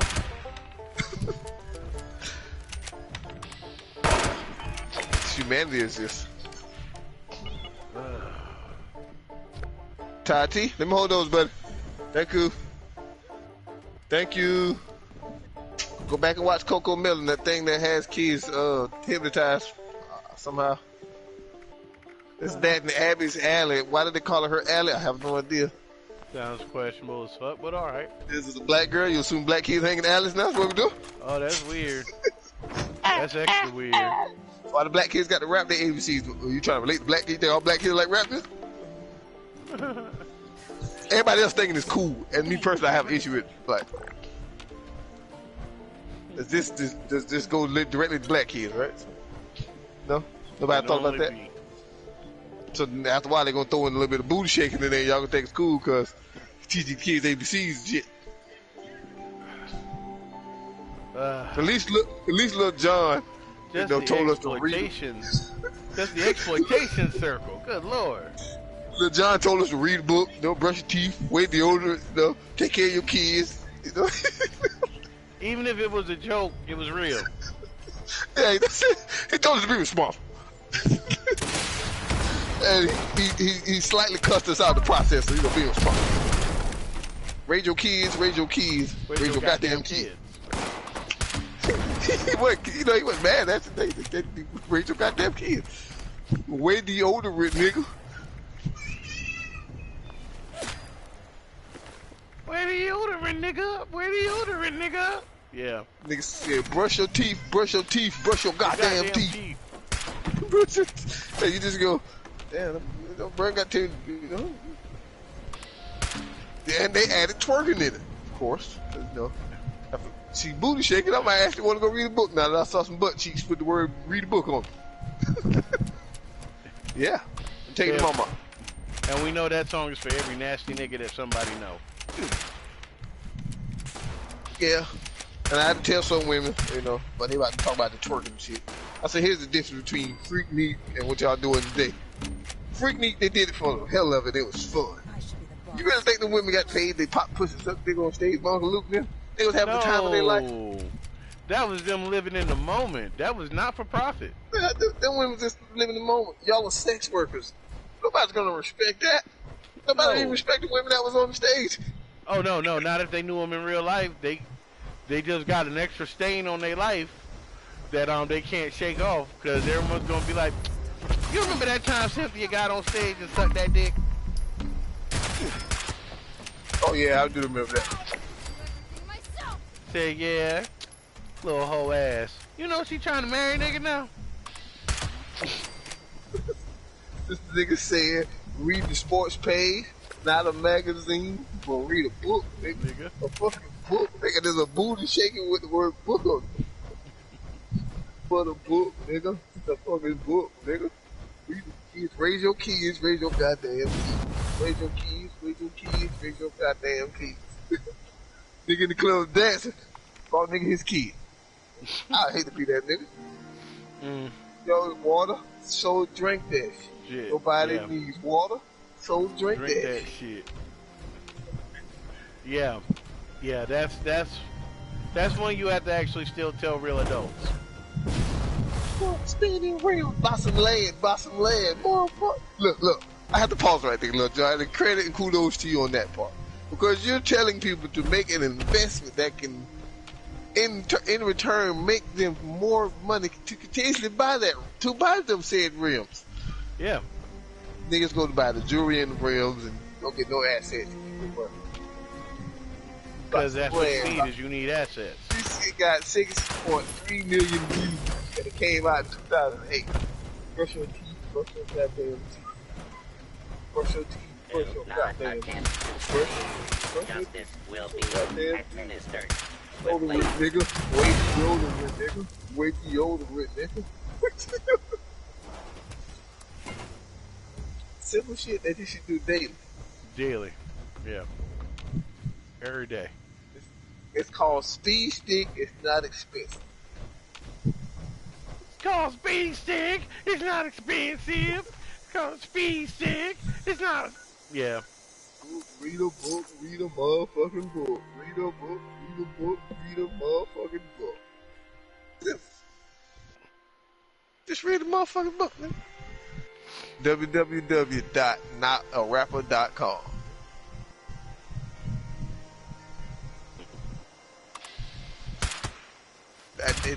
Certain stuff never. Like I said, people don't. It's not equatable to. I think. What's the word I'm looking for? I know social media has a lot to do with a lot of this shit. I think if we never had YouTube or if we just kept it at Google, you know, Microsoft Works and all shit where we had to type of shit. No. Yeah. It would definitely have handicap a lot of society's careers today and music industry. It would have handicapped the music industry tremendously. How so? A lot of these people. Let's think about it this way: would you have known NBA YoungBoy, or would you have known anyone like the new rappers of today if it wasn't for shit like Spotify, Tidal, fucking Twitter, Instagram, Facebook? I would have, but it's hard to say. If it was just Google, MTV, BT. Oh, if it was just them? Yeah, because during that time, we didn't have YouTube and nothing like that. So, in order for us to know a certain rapper, we literally had to, like, somebody had to tell you, hey, yo, such drop an album. It's over there at Ray's downtown, over on Urban Street. Yeah, his little mixtape up there, too. You grab a mixtape. Yeah, and in other words, the industry machine would have had to deliver them to us. We couldn't have found them on our own now. Yeah, see, like I said, nobody would be listening to YoungBoy because he didn't have mainstream when he first came out. He wasn't a mixtape person. He was YouTube and shit like that. Well, that's what I was getting ready to say, but like 21 Savage and Young Thug probably would have heard about them, but I'm not sure that it would have been as. I don't think it would have been as strong. We would have heard about them much later. Everybody in Atlanta had already known who they was. Yeah. Because Atlanta was heavy in their music during the time, especially back in the day. But like how Outkast explained it to them, like, oh, Atlanta, we making our move in the South. And that's what it did. A lot of rappers from Atlanta started getting put on before everybody else knew. Then they gave us YouTube and all that, of course. So now we can listen to these rappers, give them views, you know, what's in return, give them money, give these record labels and shit money. If we didn't have none of that, matter of fact, like R.J. Payne, if it was not for the internet, no one would know who the fuck he is. Even though he's been on MTV. Yeah, like DJ Wright, Jam Bitten, Hobson, Black Pegasus, certain rappers like that, they nice, but somebody would have had to tell us about them if we didn't already know. And this is how raw it is like R.J. Payne has a major cosign from Black Thought. I remember, matter of fact, I remember Wu-Tang, when they first started, everybody in New York knew, and my cousin, he's my older cousin, he's Kevin's first cousin, not first cousin, he's Kevin's cousin, my Uncle Kevin's cousin, our cousin Sean. Sean was telling us about, you know, a group called Wu-Tang, because they were living in New York at the time. They still live up there, though. But he was like, yeah, y'all need to check this group called Wu-Tang out. And Kevin was like, I remember that back then, Wu-Tang. I don't know nothing about no group. Well, because they didn't have Wu-Tang down here or in the South when it first came out like that. Yeah, it was before Wu-Tang Clan was a thing. So and like he came down with the mixtape, not the CD, of course, you know, that cassette tape. Because that was back then. That was back then. You know, we listened to it. I was like, oh, that shit is slapping. So I'll go back to Washington, like, bro, I tell my homies, hey, bro, it's a group called fucking Wu-Tang. You know, y'all See, niggas need to check these niggas out. I I didn't got have a on paper boost. I got on the Wu-Tang bus late as fuck.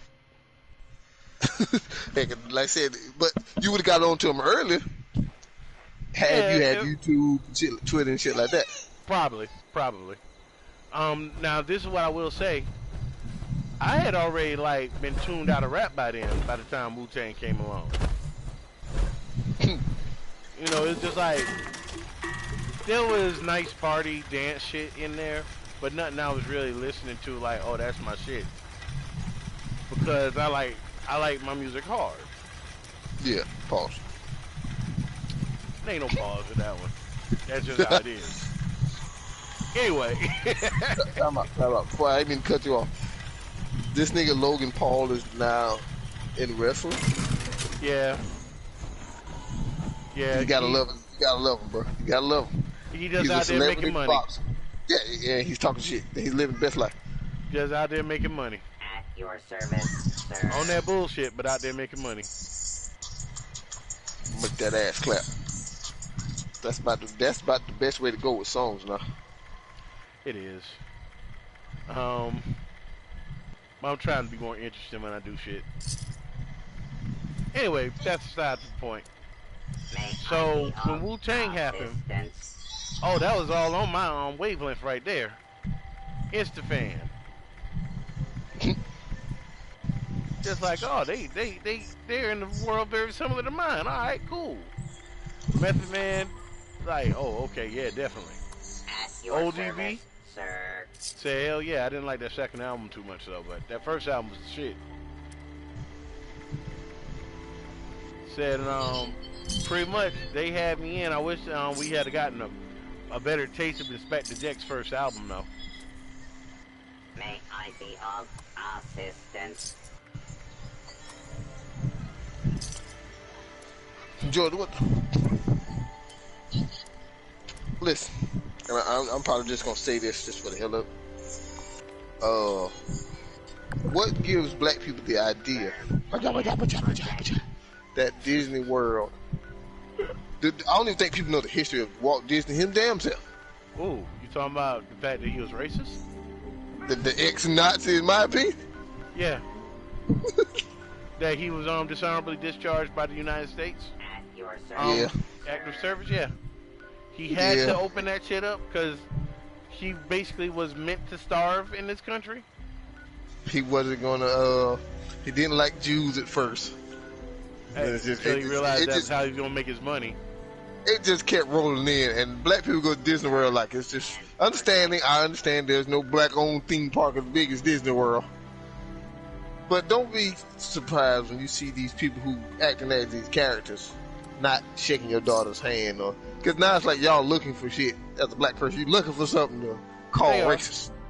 They are. See, that pisses me off. They are, because I mean, let's be honest. You really think Goofy's not supposed to be a black person? Yeah, bitch. I'm black. Yeah, I'm sorry. He's got to be black. He shouldn't be. There's no other race for Goofy. You know, they can say, oh no, he's a dog. Yeah, okay. He's a dog, Pluto's a dog, but I get the feeling that they're trying to say a little something extra with this motherfucker. Yeah. Said, but you know, whatever you need to feel good at night. The what the hell?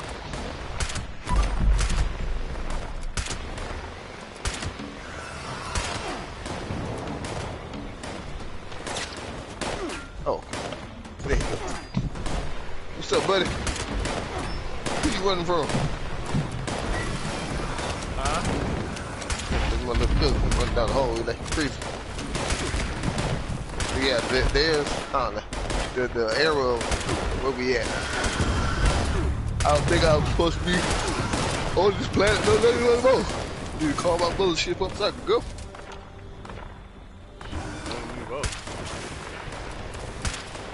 Like somebody said the other day, why is, when they advertise certain products, black family always got either just the mother on it with her kids, and you see the white family with the mother and the father. So I kind of chimed in. So let me, you want the truth or you want the lie? That give the truth. The truth is, black society, the culture itself, our community. 92% of that, you can look it up. 92% of that is single mother households, brother. Yes, sir. What was the easy way to catch the eye to something that she can relate to? Putting a single black mother on there with her kid and selling pampers. Because she feels like they identify with her. They got some white families that don't have most, but predominantly do you feel that they identify with her? I was like, but predominantly those in their communities have a 2-parent household. Yeah. Think about it for a second. They would have put the father up there if statistic numbers was high enough, so they say, oh, there's a mother and a father in the black household at all times. That black man would have been up there. Well, I just don't like it. Now it's just a personal thing. Yeah, let's get over it. Get the fuck over it. We did. So she just got to sit aside. Where are you running from, boy? You want a truck? Hold on, Pete, let me get his truck. Come on.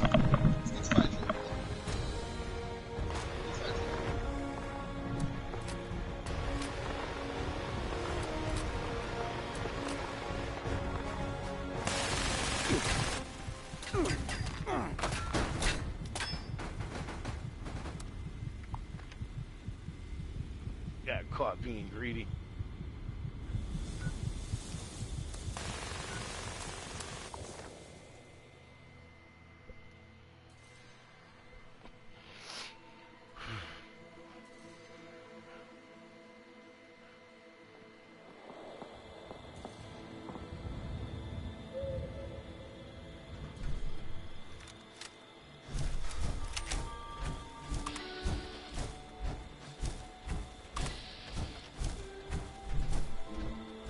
Gopher.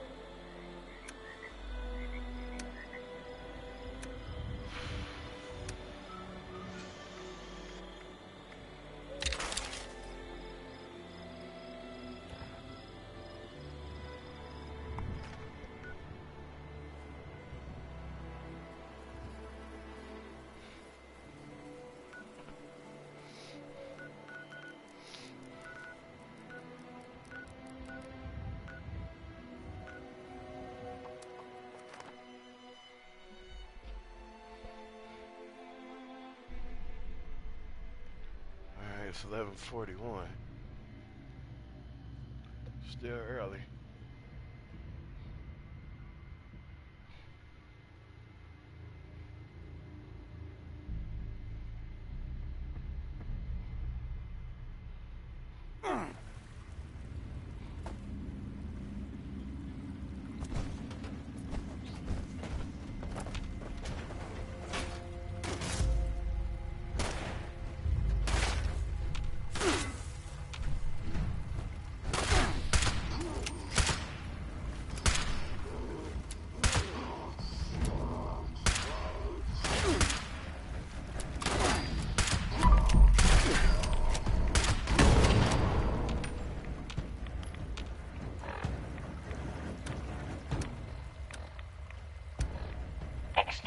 process initiated.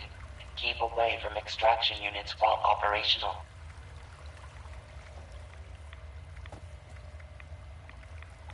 Hostile trespassers detected.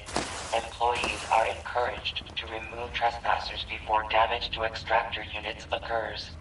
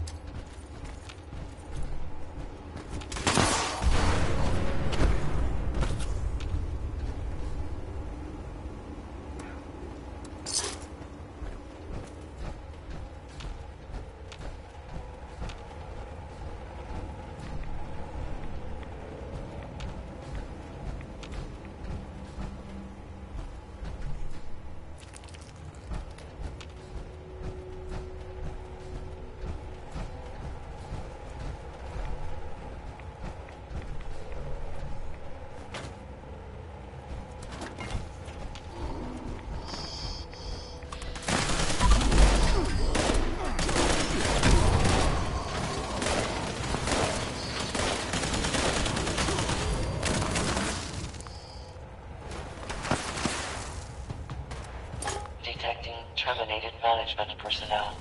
Remove this individual from the premises.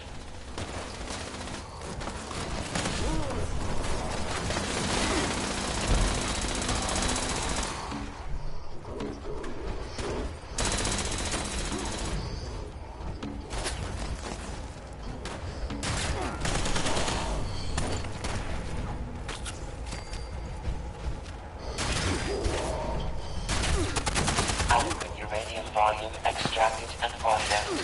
Output quantity increased.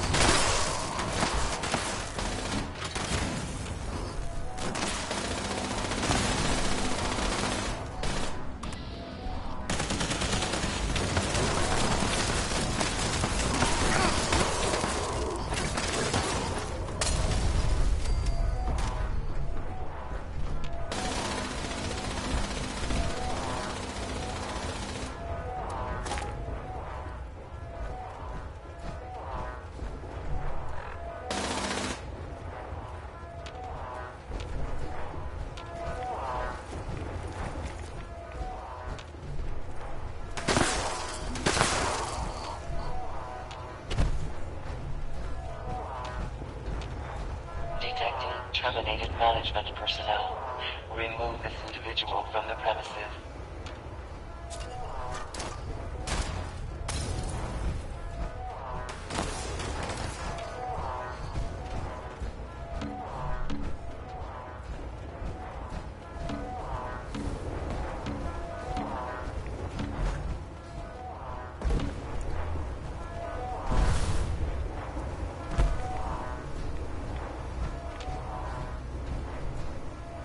Uranium volume extracted and processed.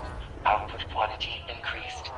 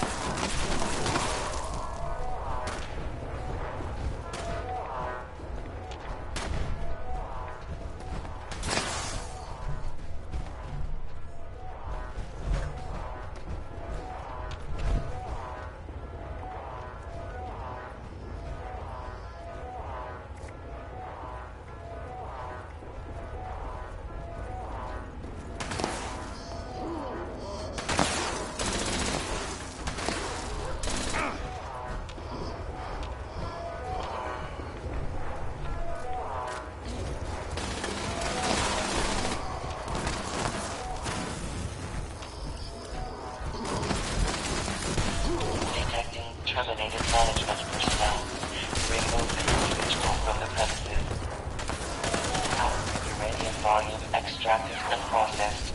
Output quantity increased.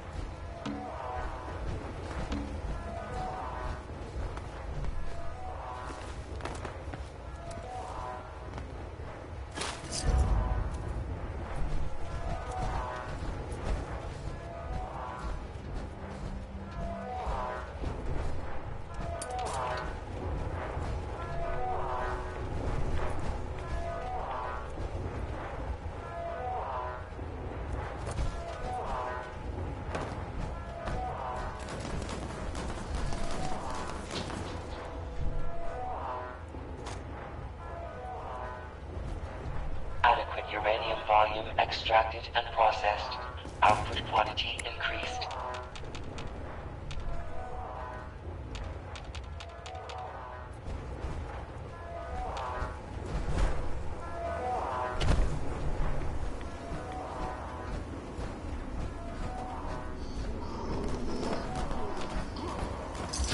Extraction complete. Extractors must complete cleaning and ventilation process before continuing operation. Please vacate.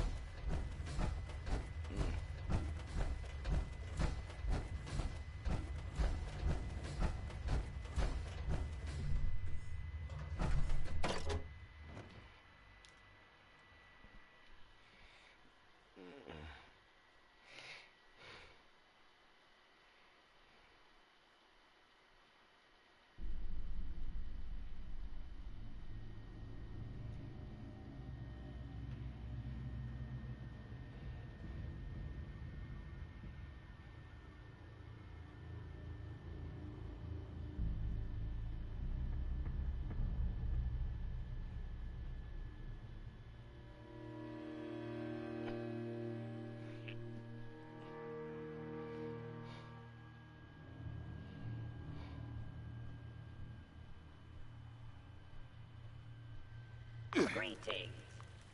Detection error. System is currently offline. Authorization denied until installation process is complete. Please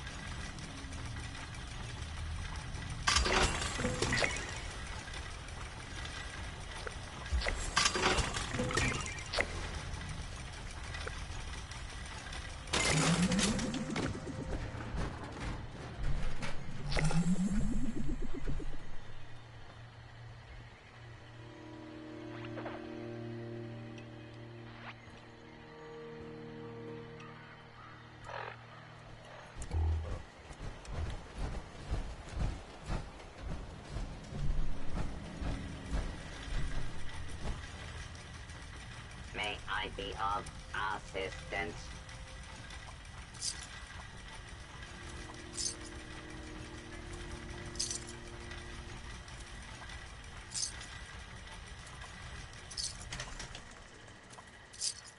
I be of assistance?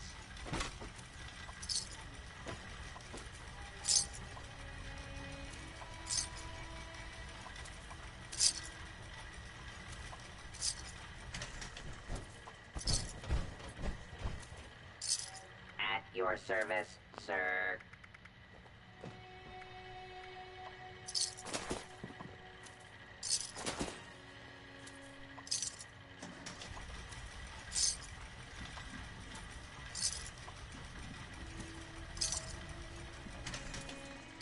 Serve and protect.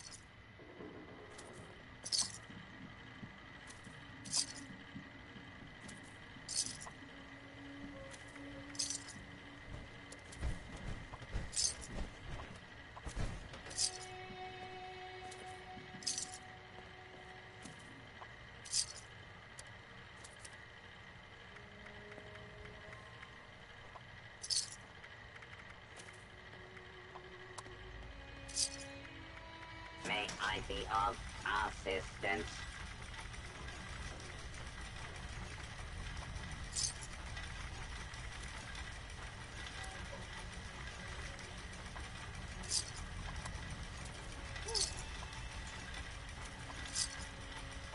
At your service, sir. Okay. That took longer than expected. Okay. So yeah. These motherfuckers. I'm trying to get them to not. I don't want to be that family member that just says exactly what everybody needs to hear, because it's gonna sound harsh when I say it. Your service, Yeah, it gets tiresome. They're just gonna think something wrong with me, and in which case, ain't nothing wrong with it. It's just they need to know it. And you wish they knew it sooner. Yeah, because I mean, it's only fair to myself and them that if they keep going on without doing what they're supposed to, it's just only going to get worse. I'm sorry, but that mole on the side of her face is hairy than a son of a bitch.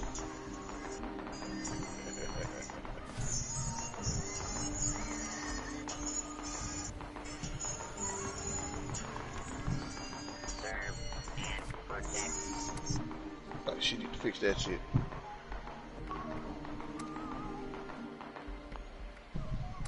Alright, I gotta find 3 more legendary enemies to kill.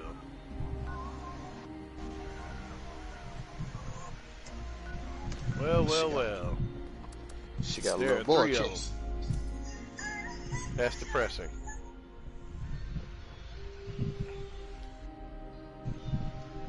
Queen mosquito bites. Make sound. Do sound. Alright, I'm happy. Make sound. Do sound. Her titties itty bitty. Priority alert! Like those Yeah. animals are on the hunt. Alright, I'm happy. Forest Watch has spotted multiple packs. Itty bitty titty The committee. Alpha's whereabouts are unknown. I repeat, Alpha's location is unknown. We need to find and kill that Alpha Wolf ASAP. Take out the smaller pack and draw out that Alpha. Just make sure you bring a lot of bullets. That big Alpha is a heap of trouble.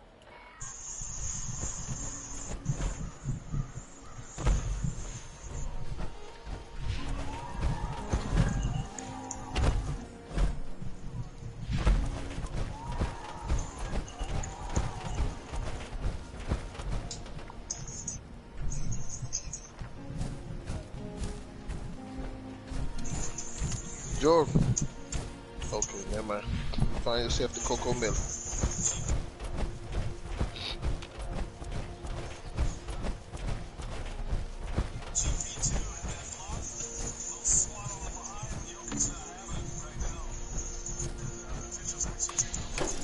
Break yourself, bitch.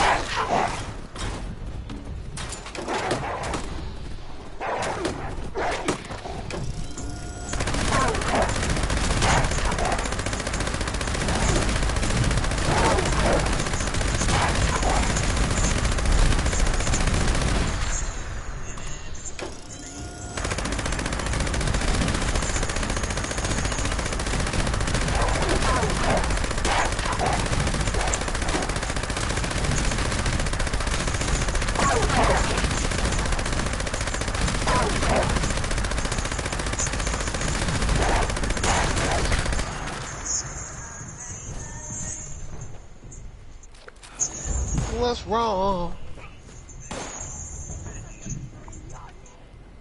Alright, so.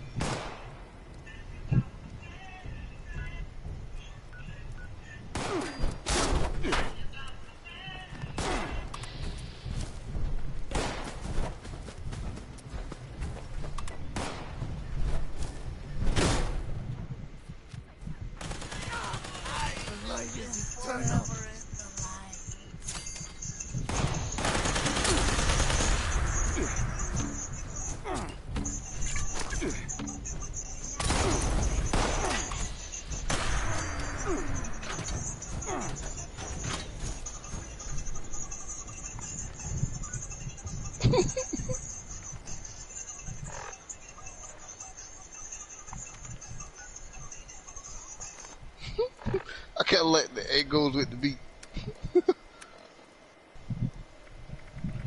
I'm just like, what the fuck?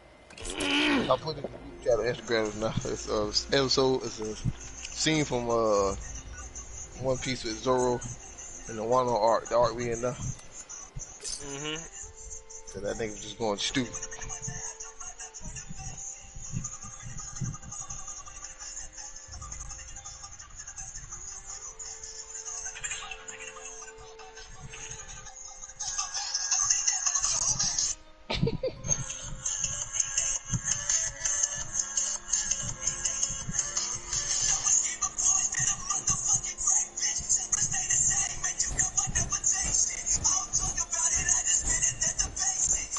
I'm sorry. People don't understand. Like, watching One Piece, you just go, how the fuck did Luffy meet these people? Then you go realize, oh, he just befriended everybody. Beat up whoever he beat up whoever that person had a problem with, and they became friends. He's like, so what about Zoro? Well, he said that nigga been executed. First nigga he met. He gave that nigga ultimatum. I could give you the swords to be my first mate. Okay, then die. That was Luffy's literal word with Zoro saying, I ain't doing it. Luffy was like, alright, then die. And then Luffy turned around and walked the fuck out. Zoro like, alright, bro, alright. You know what? Hold on a second, bro. Cause you just freely walk the fuck away like you can get the fuck at all. Said if you do what you say you do, we cool forever, my nigga. Came back to Zoro. Zoro's like, alright, fuck. I'm down. Right, hey, man. Oh, what's up? Nami, what's wrong, Nami? You stabbed yourself. That nigga all along lied to me. I paid him everything I owed. He took everything I had. Luffy looked like, oh, he made you cry. Took the straw hat off, put it on his head. Like, I got something for that nigga. Watch this. Then beat before that all along, came back to him, Nami, let's go. I can join you. Bring your ass. They ain't gonna tell you no more. Bring your ass.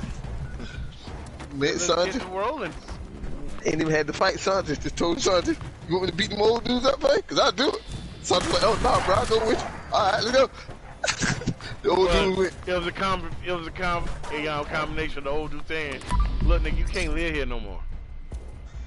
Get the fuck on. That boy sound crazy as hell. How old is 17? You and him get the hell out of here. I'm gonna need you to go and take your friend with you. That's not my friend though. Take him with you. Nigga, you know the nigga out here saying he want to be the Pirate King. We ain't heard that name in how many years? Get him the hell out of here. You in here. Frankie, this is my island. Luffy was like, you sure about that? How about this? I whoop your ass. You be part of you the helmsman of my crew. You the mechanic of my crew. And in return, you join me and I'm gonna beat you up tomorrow. Or I can beat you in front of all these people. And if I lose, I still die. Which one? Frankie said, my island. Luffy went, alright, beat up. Now who at the helm to the ship? Frankie. Brooke, they just kind of helped Brooke out because Brooke was making music. Brooke was like, hey, Brooke bro, was just by himself like, niggas, I'm lonely. I'm long. I've been alive for the longest. I'm ready to go. Oh well, nigga, get on the boat. I've never met a talking skeleton before. Nigga, get on the boat. That's something new to the crew, man. Chopper. First, they met Chopper on the whim. I think they ran into Chopper by accident. Yeah. Saw him in trouble because he was helping the lady. Yeah, he's like, I want to be a doctor. And I also need to take care of this dude who also leaning on her for like rent money. Like, oh, say less. I help you. I help you. You be a doctor. You can travel the world. You can be the world's. Luffy was the best salesman. I will make you the world's greatest doctor. Because you'll be part of the greatest crew. All right, I'm down. Let's go. All right, so I got to have the best, nigga. You need to come with me. So Robin, do you want to stay in prison or do you want us to come in here? Oh, now that's the one. Now that was the rawest one. Is like all you got to do is tell me the word. Look, we know you a child assassin. We don't give a fuck about that shit. All we want to know is, do you want us to help you beat their ass? Luffy, you don't understand. These are the type of people who actually wipe niggas off the face of the earth. Yeah, I ain't trying to hear none of that shit. You want us to whoop their ass or not? He's like, yeah, fuck all that. You want to go or not? Luffy, I want to live. All right, bet. Usopp, take care of that flag for me. I'm tired of seeing. Usopp burnt that motherfucker down. All right, let's go, fellas. Everybody got their own flow. Everybody whooped somebody's ass. Then come Robin going, they really just walked in here and took me the fuck out of here. Like, that was it. Like, yo, these my niggas. She's like, these niggas are special. I like these niggas. I'm gonna hang out with these motherfuckers from now on. These my peoples.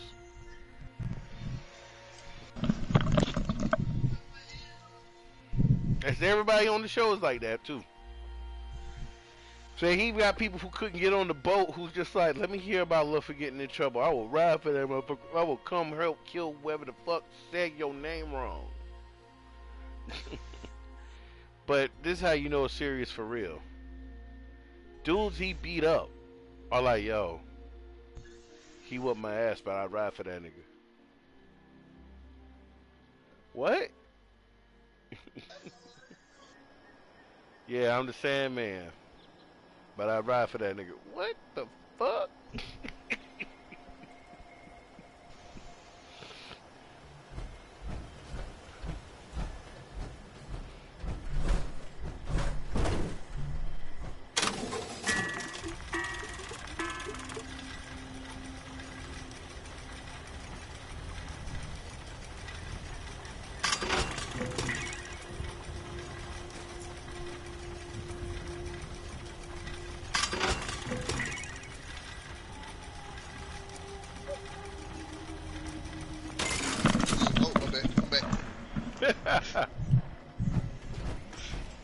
Jinbei kind of older than Luffy though, cause you know, and then vice versa. Luffy kind of older than Jinbei, cause he did give Luffy some of his blood.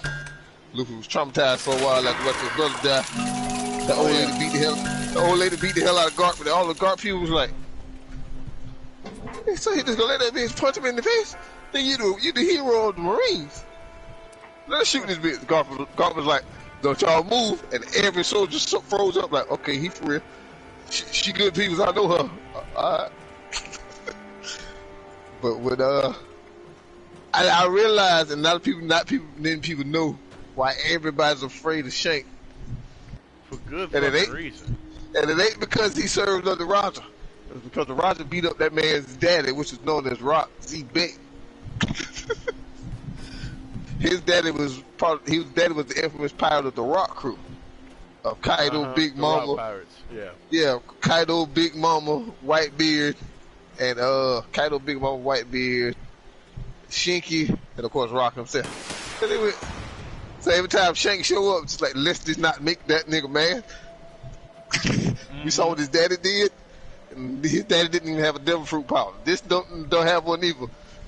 But nigga, he marched on our wall. You ain't heard nothing. I just tell you, going down there and die. Then I ain't getting involved. Sengoku was like, hey, the war over, let him have the body, and everybody go home alive.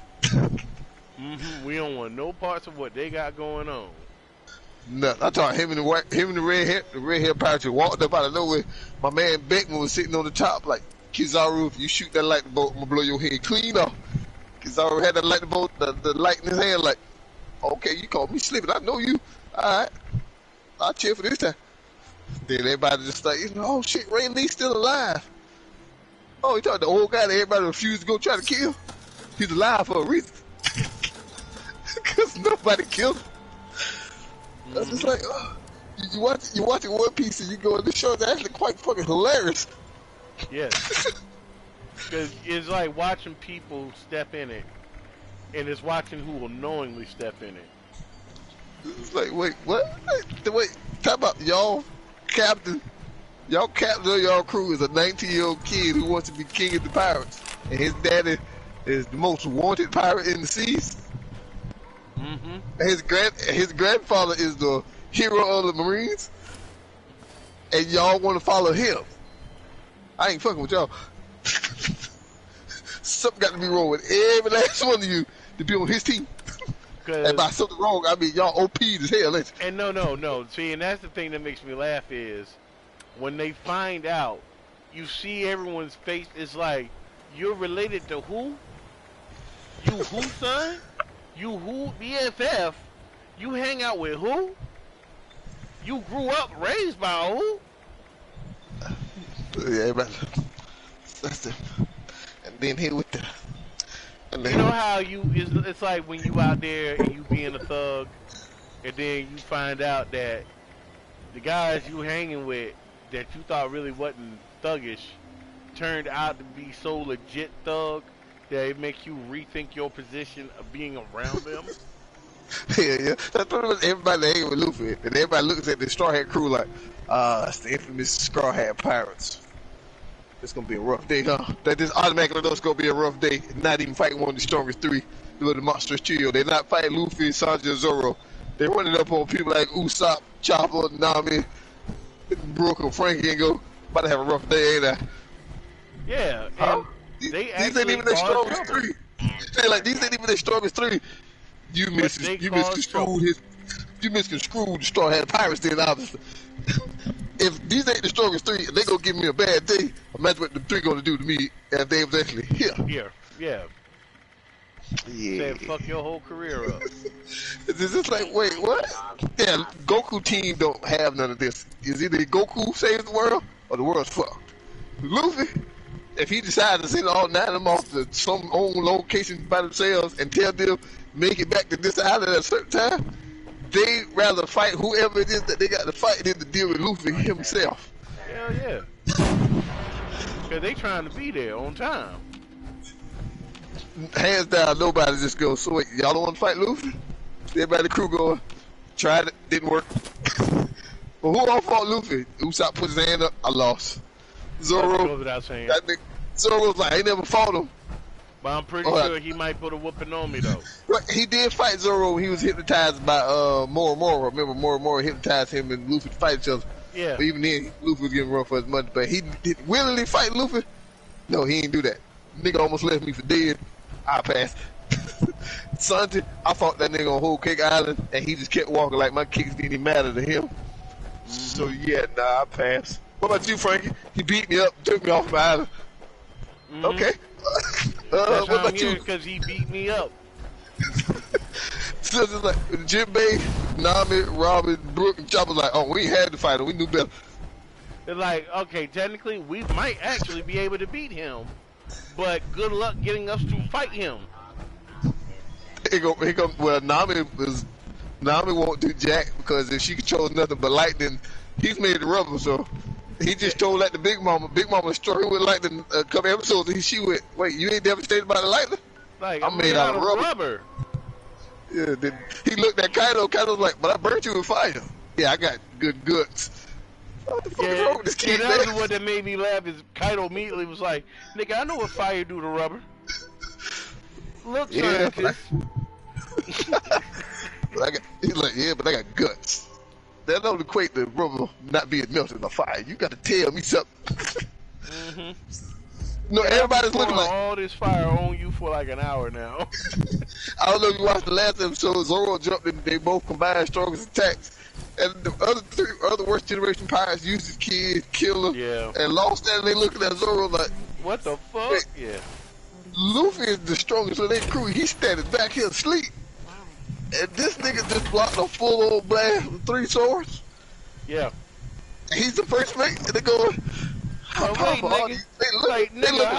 Wait, hold on. That's your first mate strength can solo this bitch. Nigga, how strong is you? It's like, why you think this nigga keep taking naps? The nigga Luffy was like, hey, Zoro. He was like, what's up, Luffy? I need like a minute. Alright, nigga, pass up. Law look back. Zoro was just like, all right, boss man, need a minute. And like, yeah, something special about these two. Cause this nigga sleep in the middle of a battlefield against two of the strongest pilots in the world. And his first mate just stood there like, all right, bro, take a nap. And we all worried that we about to die. These two have no care in the world. Nigga, just how strong is your crew? Nah, that's like when me and you in the RPG. It's like, what? I didn't get it. And Zoro just blocked the shit and he went, and then Law was like, you alright? Zoro was like, I'll be fine. I have no idea. Remember that episode where my man with the pawpaw fruit told Zoro, Bartholomew. you can take, Bartholomew said, you can take all of Luffy's damage and I'll spare all your life right now. Or I can kill Luffy right now. Zoro was like, alright, bring it on, big dog. He stood there and ate that shit. Sanji walked up to him like, you alright? Then Sanji he didn't say it verbally, but Sanji knew. Never mind. Nigga, I wasn't that unconscious, but I see you done did some wild shit. For a little bit of time I was unconscious. I'm gonna let you have your moment. Let you work that out. I'm gonna go grab Luffy. You be here when I get back, I'm assuming. So, yeah. Zoro sitting on the ground like, yeah, I'll be fine. I had worse. Get something like the fight, like that blast didn't even matter. They go back to fighting, and they come up with the brilliant idea. Let's just separate these two right here. Zoro's like, yeah, separating them two, good. But if she can still fly on that cloud and got that sun and that sword, we still in trouble. I cut the sun up and that cloud. You take care of that sword. Law, you push. You and you kid. You push this big fat bitch off the house. Playing. Well, what Luffy gonna do? He already doing it. What does he do? He distracted the fuck out of Kaido. Kaido, he caught back, but he hit Kaido with another. Kaido dodged. This how you know Luffy asshole. Me and fight Luffy like, you dodged it, so that shit must have hurt. Exactly. And Kaido was mad as hell. He heard that. Oh, you little bitch, you picking on me. I never had nobody picking at me. Like, Luffy was like, oh shit. Motherfucker, you in alright, I got this. Luffy directly, oh shit. Block like, yep, this nigga gonna hit me with it. Fire. So, I dodged that nigga time. Gotta stop talking shit. But that lets you know the difference between Luffy's crew and the niggas that Goku hang with. If it ain't Goku's the strongest and Vegeta's the next strongest, everybody else is ass or subpar. Yeah. Everybody on Luffy team, Luffy's like, you better be as strong as me or stronger. I'm gonna beat every one of y'all up. Well, nah, here's what he does that's crazy. Is he doesn't matter what level they meet him at. If they say they can improve to a certain level, he just co-signs, I believe you, and leaves that shit at that. Your word is my bond type of nigga. I'm holding you to your word, nigga. Yeah, so like, Usopp is like the dude who like is the epitome of that shit, cause he was lying out his ass and they knew he was lying. And like, nigga, we know you lying. He came up with the whole alter ego to become that nigga. Known as God Usopp. And then believe to kill that nigga off to become that nigga, and they got to the point where Luffy even had to seriously like call him on the shit. Was just like, nigga, I know. I know this whole time. I believe in you. That's why I got you here. And look, that entire time you was doing all this amazing shit, it wasn't because you who you said you was. It's because you believe that I believed in you and you could do it.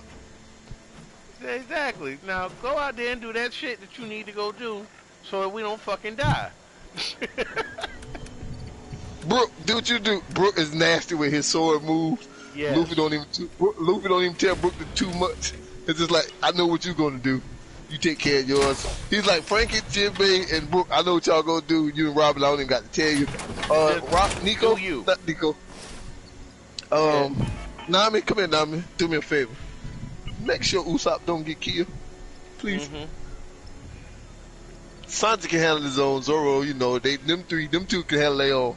Chopper, I trust Chopper. Do what he do with the doctor thing. Because if I already know something sideways, Chopper gonna handle it. But he's just a doctor. That's what y'all think. Chopper is the equivalent of Hulk and Bruce Banner. Look, we watched that nigga pop a pill and turn into the Hulk. The true pill popper. Said we already know, yo. No more than 3 rumble balls a day, otherwise that nigga go AWOL. You look at Luffy's crew and go, each one of them had no other option to be strong because their captain believed in him. And they believed in him so much not to fail him. So they had no option. Zoro tells him, do you mind if I leave with Mihawk and train for those 2 years? And I'll be back as strong as I can, Captain. Luffy was like, handle yours, big dog. Don't do that. But make sure you bring your ass back. But go handle that. And he went off. He trains with the person that beat him, and he became stronger. Told that to Nami, all that. Everybody left. Oh, I can't even say the person that beat him. He went and Mihawk trained with his idol. No, a.k.a. Dracula. Yes. Like, best swordsman on the planet. Wow. And even Mihawk felt some type of way when he looked outside of it. Wait, you just beat up my apes with no problem. And this small amount of time? Nigga, you already surpassed me. I should I ain't gonna tell you for help. I ain't gonna tell you surpassed me just yet. But, you know, go out there and go do some other shit or whatnot. You should be about good, and then we can have a actual sword fight. Go see where you at. Look in the paper. He looks in the paper. Hey, your captain needs you. He out there causing havoc. No, Luffy, you can't punch a celestial dragon. You know who he is? Luffy told Octopus Man. I ain't worried about none of that shit. Did he hit you? He the reason why you bleeding? Alright. Everybody look like that. Everybody look. Luffy has a lot of moments where nigga ain't worried about that. Hey, now I have to say, with Celestial Dragon shit, I was 100% with him on that one. I'm kind of like this. It's like, yeah, this is where I probably would have gotten killed or end of my story, or I'm about to find my way to the other side of it, because I'd have probably done the exact same shit. Luffy went Celestial Dragon or what? You hurt my friend, I don't give a fuck. Come get this jab to the face. I got on the helmet. Yeah, I'm punching through that, by the way. Yeah, you doing what? About your helmet, nigga. Fuck about none of that. Boom! And Ray Lee, and nobody paid no attention, but Ray Lee standing off in the distance like, I wish one of you motherfuckers would put your hands on Luffy while I'm standing here. I would get off of your ass for real. Like, Ray Lee's the only nigga I know goes to jail just so he can save somebody. Cause I can get out at any time. I'm just here. I got to save that girl. Yeah, so that was the shit that made me laugh. He just on the side like, I wish a motherfucker would. It was like, he's singing the Wish I Would motherfucker. He's singing that song, ain't he? Nah, I ain't fucking with him while he's singing that song. Wish a motherfucker would touch him while I'm here. He just sitting in the cell with the big dude. Everybody in the cell know who Ray Lee is. And they go, you can get out of here when you want to, Ray Lee. Ray Lee like, yeah, but what's the fun in that? Yeah, because right now I wish a motherfucker would. And that one person was scared as hell, but he just had to ask, why do they call you the Dark Prince? I'm just curious. That's a name I accumulated over the years. Breaks out of the cell, breaks off the explosive collar, hotkeys the room, kindly walks up to the girl and says, calm down, your head won't explode. I got this. 2-finger touch. It blows up, he throws it into the stands and blow up. And everybody in the room looking like, so he been here this whole time, and he could have done that. Mm-hmm. That's what you're telling me? They ain't no Roger Pirates. Something different, ain't they? Mm-hmm. These niggas, these are the two. This is a nigga who fought for 2 days straight, didn't take a break. Boy, Odin knew Odin's like, oh, some new pirates. Boy, Roger had the biggest heart on that episode. I see a samurai. That's the first time I must fight him. Dick busting out the pants. Come here.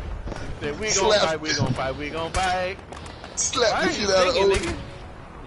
Whitebeard instantly knew what was about to happen to Odin before Odin even left. And then mid-flight back, Whitebeard's jumping past Odin and Odin flying towards the tree that Roger sent him to. And went, why Roger? Why you hit my dog like that, man? You know I owe you around. You beat me up without the rock pirate. I'm gonna fight you every chance I get.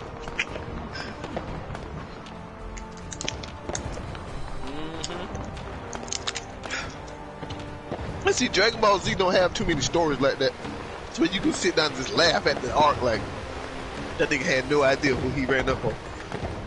You know you running up on the world's greatest pirates that just beat the rock pirates. And not only did he beat the rock pirate, he took that nigga's son and adopted him. Yeah. And then but that also makes Garp's daughter look kind of. Your daughter might go. The daughter's a little. She got to think bad boys. Garp, huh? Yeah. Okay. Okay. How can I put this? Your daughter is my bad. So not daughter, my bad, because Dragon is his son. Your daughter, yeah. With the whole Roger thing and being pregnant, carrying Ace for 9 months, more than 9 months. She carried that nigga for like 3 years. Yeah, because she kind of knew if they knew she's giving birth to your son, nigga, she dead. And then your son, of course, Garp. I don't know how you ended up a hero. I'm just gonna ask you that right now. I don't know how you did it. But your kids and your kids and grandkids is the world's notorious pirates. They're the most wanted ones out here. Hey, it's just the next generation was gonna have to be on the other side. That's and yet you see that. And yet you sit here as if you're daring us to touch your kids, because you know we can't do nothing to beat you. Because even Sengoku knew, oh, bro about to die. Why you get out of there? Guard walking right in his direction after he just killed Ace. I'm gonna go stop that. Tend to this side of the wall real quick. Hold still, Guard. Don't do it, Guard. What makes it so bad is that guy, the one who killed Ace, is like one of the most hated characters in the show. Because he don't give a fuck about nobody. No. He's the officer of the law. Like, you dying. I don't have no prison rules. You die. If I have to show up, you dead. You know, handcuffs, you getting sentenced on the spot. I'm the Judge Dredd of One Piece. Nigga, they had fruit to eat. I ate the fucking jalapeno, bitch. And Whitebeard gave him the ass whooping that he would never forget. Nigga, I just punched a hole in your chest, and your head just met your feet before it left ground. And I did. My man say, you know how hard you had to get punched without even being punched by getting punched? Like this. Okay. Trim a fruit, punch, throw you up in the air, break your ribs, and you're just like, oh God, I killed the wrong kid. Yes, you actually did.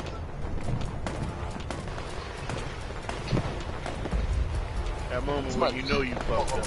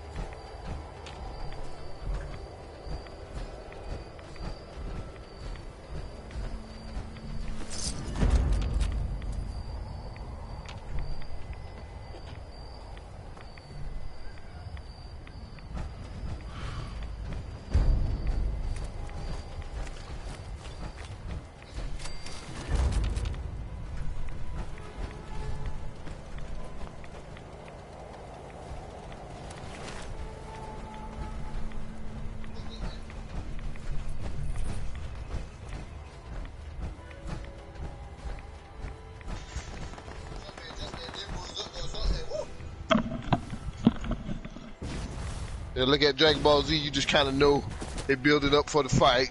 You know, get power. It's like Dragon Ball Z still. It's where it's all about serious. that one-on-one.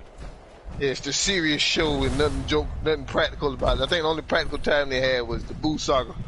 But it's just like, this little fat fucker just throwing tantrums because he can't get no food. Yeah, sound like a fat kid. A fat kid with superpowers. That's what we don't want. He slimmed down. Now he's just Majin Buu. Yeah, he's just that just made him so much worse. And then he turned into Kid Buu. They got this adolescent ass child can't control his rage, and he's just full of fucking power. Yeah, that's what the world wants. Goku can't beat up a kid. Damn, Goku is sad. And then there's like shit like Broly. And it's just like now it's so serious that there's nothing practical about it. But like with One Piece, you just look at everything and it's just like, oh, so you knew you was about to get your ass whooped. That's why you just said I ain't even. One Piece is the only anime I've seen so far where the character itself knows I ain't walking into that. Nope. Where there's like some common sense. Nope, ain't doing it. Nope. Why you ain't doing it? Nigga, this was a Straw Hat pirate. Like, remember the arc where they had the fake Straw Hat come in talking to Nami and shit? She sitting at the table. Like, nigga, she look like you not no damn Luffy. I know who I ain't worried about it. She's like, nah, I don't want no drink from you. Like, you gonna join me just that third. The other fake Nami walk up on, like, yeah, I'm Nami of the Straw Hat. Like, bitch, you talking to the real Nami? Like, yeah, shit go sideways, and the Straw Hat crew just went, oh no, we ain't cut the fake Straw Hat crew. We ain't cut out for that. They see the real Luffy and went, this nigga's supposed to be dead. How can I uphold my name if this nigga's supposed to be dead? Bartholomew comes out of nowhere. Straw Hat Pirate's like, no, we fake. Oh no, it's too late for that. Even Bartholomew kind of knew. Y'all ain't the real Straw Hats. Just get the fuck on. I know Luffy when I see him. Trust me. Said we here to bang, so you know what that means. Bartholomew, I know you or not, you about to get it. Bartholomew, I know Luffy when I see him, and you ain't Luffy. I know because he put hands to my face plenty of times. Said, granted, it wasn't even close, but it's a pain I'll never forget. And he just go, there. Now you know what? He's the only one that just straight out outranked them all. Yeah, literally. Well, he couldn't do it now that they done powered up and shit. Oh no, During that time? No, because two things have happened since then. One, A, they've gotten strong enough to where they his level or worse now. And B, they actually debilitated that nigga, so he will never be what he was. Yeah, again. And I think that's why everybody thinking that Sabo was executed, because remember Sabo saw him as a slave, turned Cyborg turned slave and went, oh hell no, that ain't gonna do it to my homies. And now nobody knows where Sabo at, and then the Dragon got the paper like Sabo was arrested. Oh damn, for the assassination of a celestial dragon. Fuck. It's just like all the kids is just losing their mind now at this point. It's like, nah. You got one kid who's still holding on together. Sabo's the rich white kid who had a temper tantrum and couldn't control it.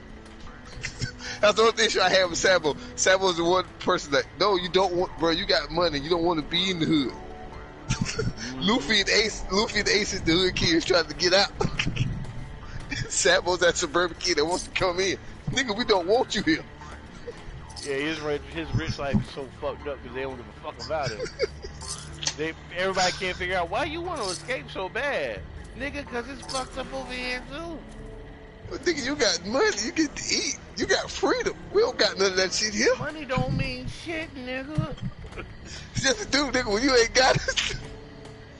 That's why we're going to be pirates, nigga, so we can steal and take shit from other people who don't deserve it. Maybe you better off joining us so we don't rob your ass. Said then later on, they get a good taste of exactly why he wanted out of that lifestyle. It's like, oh, a lot of these people are dicks. Oh, okay. Well, now I don't feel bad that you joined us a little bit. I'm still gonna rob your people though, so you know, Sabo. Just let you know that. Nigga, that's what the whole idea was. I might help you rob them. Rob them. I'm just gonna let you know. But one of us gonna die later on in the arc. But before that happens, we gonna rob your people. We just gonna keep that between us three. So what is it? That's when he go missing. Then now you got like one of the strongest pirates in the world. Well, the strongest pirate in the world who wants to die, didn't do it, runs up on Luffy, and now he's scared to die. Yeah. Yeah. That's the funniest thing. He was Captain Suicide before he met Luffy. Yeah, I'm tired of living. Nobody can beat me. I'm the strongest in the world. I'm gonna jump off the top of the planet to another planet. Oh, they ain't do nothing? Well, shit, I guess I'm here then. Look at you, kid. I'm about to beat you up for the hell of it, because I didn't die. I ain't even do nothing, man. You kid was at the wrong place at the wrong time. Yeah, Luffy just very much like, move over. I'm about to beat this nigga to death. No, I'm talking about when you kid first met Kaido. Remember when Kaido fell from another planet and hit the planet? Eustace Kid was up on them and had no idea. Like, oh, fuck. Come on, man. I didn't do nothing. You landed on me. Yeah, let me hold your arm. Yeah, you don't need that. Don't worry about it. Let me just beat you and your crew up. Yeah, now y'all go to jail. That's fucked up. You look at Luffy. Luffy had a rage moment and still putting hands on drunk Kaido. Yeah. Now sober Kaido realized what drunk Kaido went through with. That shit is kind of scary, isn't it? Like, this nigga here is a little bit overpowered. And he didn't have this. He didn't have this Ryu Haki the first time he fought me. He was just fighting because he was mad. He was mad off the assumption that I killed his homie. Which, by the way, you a real ride or die nigga, because I've done the same thing somebody that killed mine. And you had none of that Haki. You just had ornament Haki. You punching the lights out of me. You punched me till I sober up. I've never been punched to being sober. This is a whole new experience. And now that I got a taste of what death might be like from that first Red Rock punch you gave me, I'm pretty sure I don't want to die. Like, I don't want none of that. It's just, I don't want to die at this point. At first, yeah, I'm, contemplating because nobody could beat me. I've been arrested several times. They executed me, still didn't die. And now I might get killed by a 19-year-old kid with abilities that I couldn't even fathom. Nah, I ain't dying to this little punk. I can't go down in history like that. Started singing Cypress Hill songs. I ain't going out like that. And You ain't going out. You got Luffy, a 19-year-old kid who realizes I can hurt you. Knowing that now I can hurt you, I'm just going to pick at you the entire fight. Every time I'm getting ready to hit you, the moment I see you dodge, I'm going to crack a joke because I know you're scared of me now. It was different before I knew. Yeah, this Garp grandson. It's the same motherfucker I fought years ago. This is grandson. A dick. Now, that's what everybody waiting on. Everybody's waiting on that flashback to see that actual fight. Garp and Roger fight there. Which I think probably dope. I like watching Black Clover. It's just like Captain Yami, he gets strong while I kill you. Team got no option but get strong because they don't want to die. Because they know he'll do it. And I'm pretty sure he'll do it with no remorse. Literally, and just replace it with another person. His tagline is "Find your limit, then surpass that bitch." Or I kill you. If I'm taking a dump, don't bother me. I kill you. Well, right. Yeah, you take shits often during the day. You got to clean the system. Like that is like the character second to Kenpachi that I identify with the most. Cause that just feels like what childhood did to me. Get rich, and after that, get richer. Huh? Everybody working for you going, nigga, what? There's a rich after rich. There's a rich after this. It is. So I run the Illuminati, control the world economy, control the economy of other planets. And I'm still like, get rich, motherfucker, or die trying. But we own everything, P. Own everything else. What's that own? A planet, maybe, I guess. You want me to go do that? I give it a shot. But I don't know if nobody's there. So, but it's your word against mine, so I'm just going to go with that. So, they fought Vito. Austin and them did the best they could. Vito went into self-destruct mode. And here come Yami in his Newport. Y'all did he got a Newport like, y'all did a good job. Y'all passed one of y'all limits. I like that. Now watch out, your little weak ass. Wait, if you just talk about some past my limit, but then repeat Right after that, you just called me weak. Weak ass. I don't feel like I'd surpass anything if I'm still weak. Put the cigarette in the corner. Potential. You'll figure it out. I already know your full potential, nigga. He pushed the cigarette in his mouth, in the left side of his mouth, like an old black mechanic. Oh, all right. Let's get this move down pat. Oh, okay. Oh, you veto? All right, bro, boss man. This is where you go down there, right? Put the cigarette in the side of his mouth. Third dimensional slash. Ooh, didn't charge up or nothing. Just came out with it. What made it so bad is Vito was still talking shit when he got hit with it. Yeah, he just was like, whoa. You ain't supposed to throw them out. You're supposed to give them motherfucking hands up. Imagine the people that got killed by Yami. Get to heaven. That nigga with that cigarette did that. Yeah. That nigga with the cigarette. He put that cigarette in the left side of his mouth. And, yeah, and that when I went bye-bye. Tell you what, them cigarettes is some magical shit. Cigarettes to kill you. The true definition of cigarettes kill you. Wait, do I have to smoke the cigarette? No, but the nigga who is smoking it gonna kill you. If he smoke that motherfucker in front of you, you gonna die. If you see Captain Yami, you see him in the background doing this, or you hear this, packing that cigarette pack. Somebody get ready to die. Somebody get ready. You can see him right down the corner. Hey, Flamehead, come here, give me a light. Oh, Master about to kill somebody. Light that cigarette. Good job. Weakling, get out of here. But as long as I watch Black Clover, there's never been a fight scene I've seen that he didn't have a cigarette. True.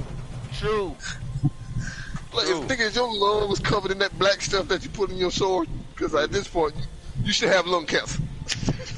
You should have some sort of cancer, Yami. You've been smoking the entire time since he met you before you even joined the squad. Oh, have you watched Jujutsu Kaisen?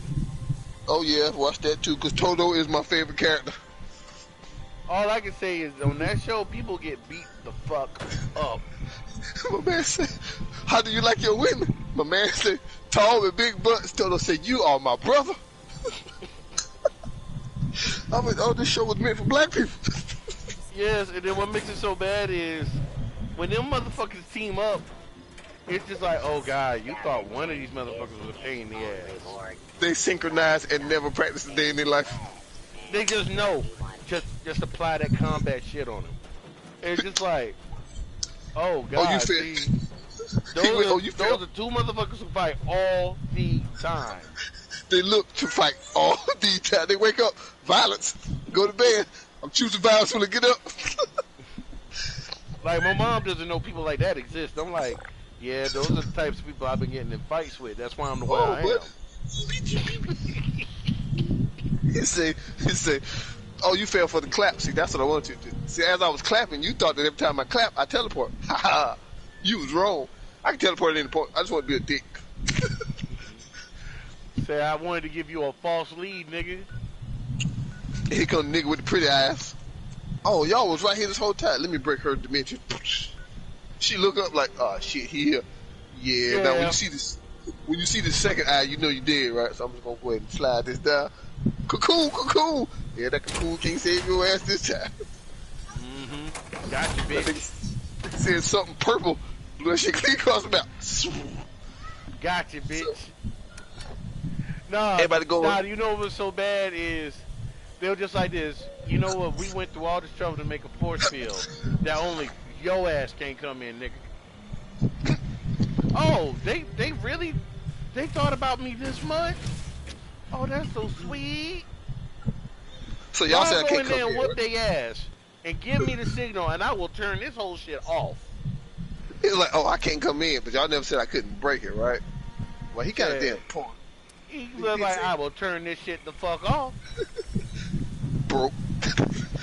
Hey, yeah. Oh, he's doing it. I told him watching my man fight. Oh, he's doing it. That nigga was seeing so many black flashes, like, oh, they got it down packed. Even the monsters they was fighting, like, they two in sync for them to say that they just met each other. Like, hold on, nigga, you motherfuckers is cheating.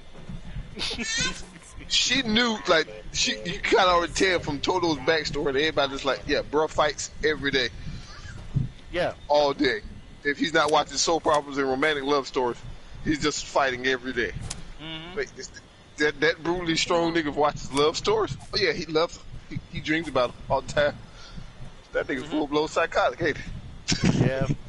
I like read that off him immediately, and it's just like, yeah, he's that dude that when the fight stops is because he chose for the fight to stop. Oh wait, my episode's on. I'll be back to beat your ass. 30 minutes later. All right, show's over. Where we left off at? And you just stand there like, the fuck he mean by he went to go watch his show? Kind of like Saitama when Saitama was mad at old boy in the lab. You about to make me miss the sale. Slap. Fight over. Everybody in the building like, did this nigga just say he's about to miss a sale on some food? So he just ended the fight with one slap? Yeah, he what it did. One clean ass uppercut. Fight was over. Oh, so he can catch this sale before Walmart closed.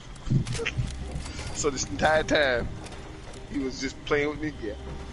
Just like when he slapped Mosquito Lady, he slapped the fire out of her. That bitch exploded. Yeah. And what's crazy, his hand never went to the other side of his body. It stopped right there. And I was dying laughing when C King slapped Saitama and that nigga head said, brrr. Bitch, I was crying. That show, I'm sorry. But One Punch Man has heroes in there that, just like My Hero Academy. Why do you even have a superpower? Yeah. Some of y'all abilities are fucking horrible. Bicycle Man? Really? And now what is your actual superpower? None. This nigga with a baseball bat, he can swing a baseball bat unfathomably strong, man. Give this nigga any other weapon, he sucks. But a baseball bat, he gonna kill you. You ride a bicycle, and how are you a C-class hero again? Hey, listen here, you little human specimen. Coco Melon gonna get you beat up. Tado.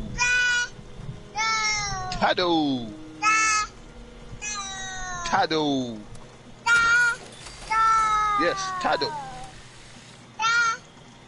Well, Tado is not here. Tado is at home in his little furball cage. You saying Tado is not going to make him show up? You know what's amazing? That your voice is this high, but when your little nuts drop, your voice changes. Like you mean the same thing? Don't you know you used to live inside of a testicle? Just ignore me now because Coco Melon though? Oh, you ain't Coco Melon. How about that? That sounds like he's trying to sing the baby song. Let's go! Too much kid bop. No, sir. Thank you, Tati. Mommy. Your mommy wants to go out and party because, huh? Tell him, say, Tado. I don't know where mommy. Mommy left you with the homies. Because your mommy said, homies over, ho. Yeah. Well, I like Black Clover as well. Up there with One Piece on the kind of, you got this kid oblivious to actually having powers, only to realize he's holding his adopted brother in his hand the entire show. So wait, you my adopted devil brother? Wait, your mom was the one? Yeah. Wait, that so my mom is just crazy. My mom adopted you, and then right before she died, she put you inside of a grimoire. And then I got you, and therefore you was. And you just kind of like, and you know what? Yeah, your mom was kind of dumb like you too, actually. He just went, "Hey man, take the chains off my brother's neck. You ain't gonna put the chain on? Hey, that's my brother, dog." He said, we are equal. He's the like, other no, demon dude was like, nigga, we are not equals, nigga. I am a demon. Do you not understand that, look, bro? I'm gonna turn around. If I turn around slowly, see that dude upstairs telling me to do this, I'm gonna whip his ass if he don't shut up. I think everybody in that show just kind of knew. Let's just not bother Austin too much. The only person that can get up on him is probably Yuno. And we later found out, oh wait, Yuno is what? So his father's half elf? Yeah. So you two little niggas is just special as hell, ain't you? Just OP for no reason. At Julius, the only person in the show that just don't die. What happened? No, I'm that just gonna nigga go cheat. back. I'm just gonna go back in time and be a kid. No. This is how bad it is. Julius, we're gonna fucking end you. You know what? My life is just like my grimoire, nigga. You know what? I've never seen your grimoire. What the fuck's your grimoire look up? Look up in the sky, nigga. You see that endless book? That's my shit, nigga. So you tell me if I kill you, you still won't die? Nope. I'm just gonna be like a little 9-year-old kid who just ridiculously strong and remembers everything that just happened. I'ma just come back as a kid and continue with the plan, bitch.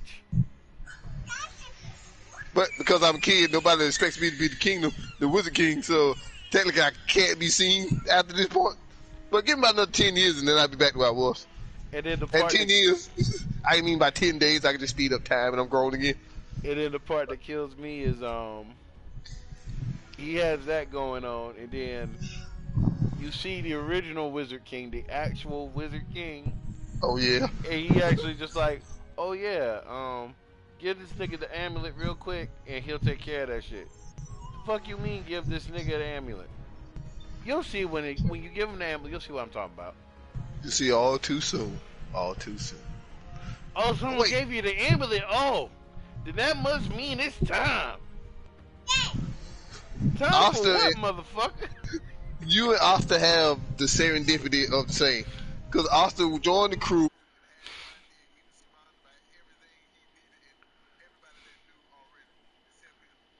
Literally. The little bird on the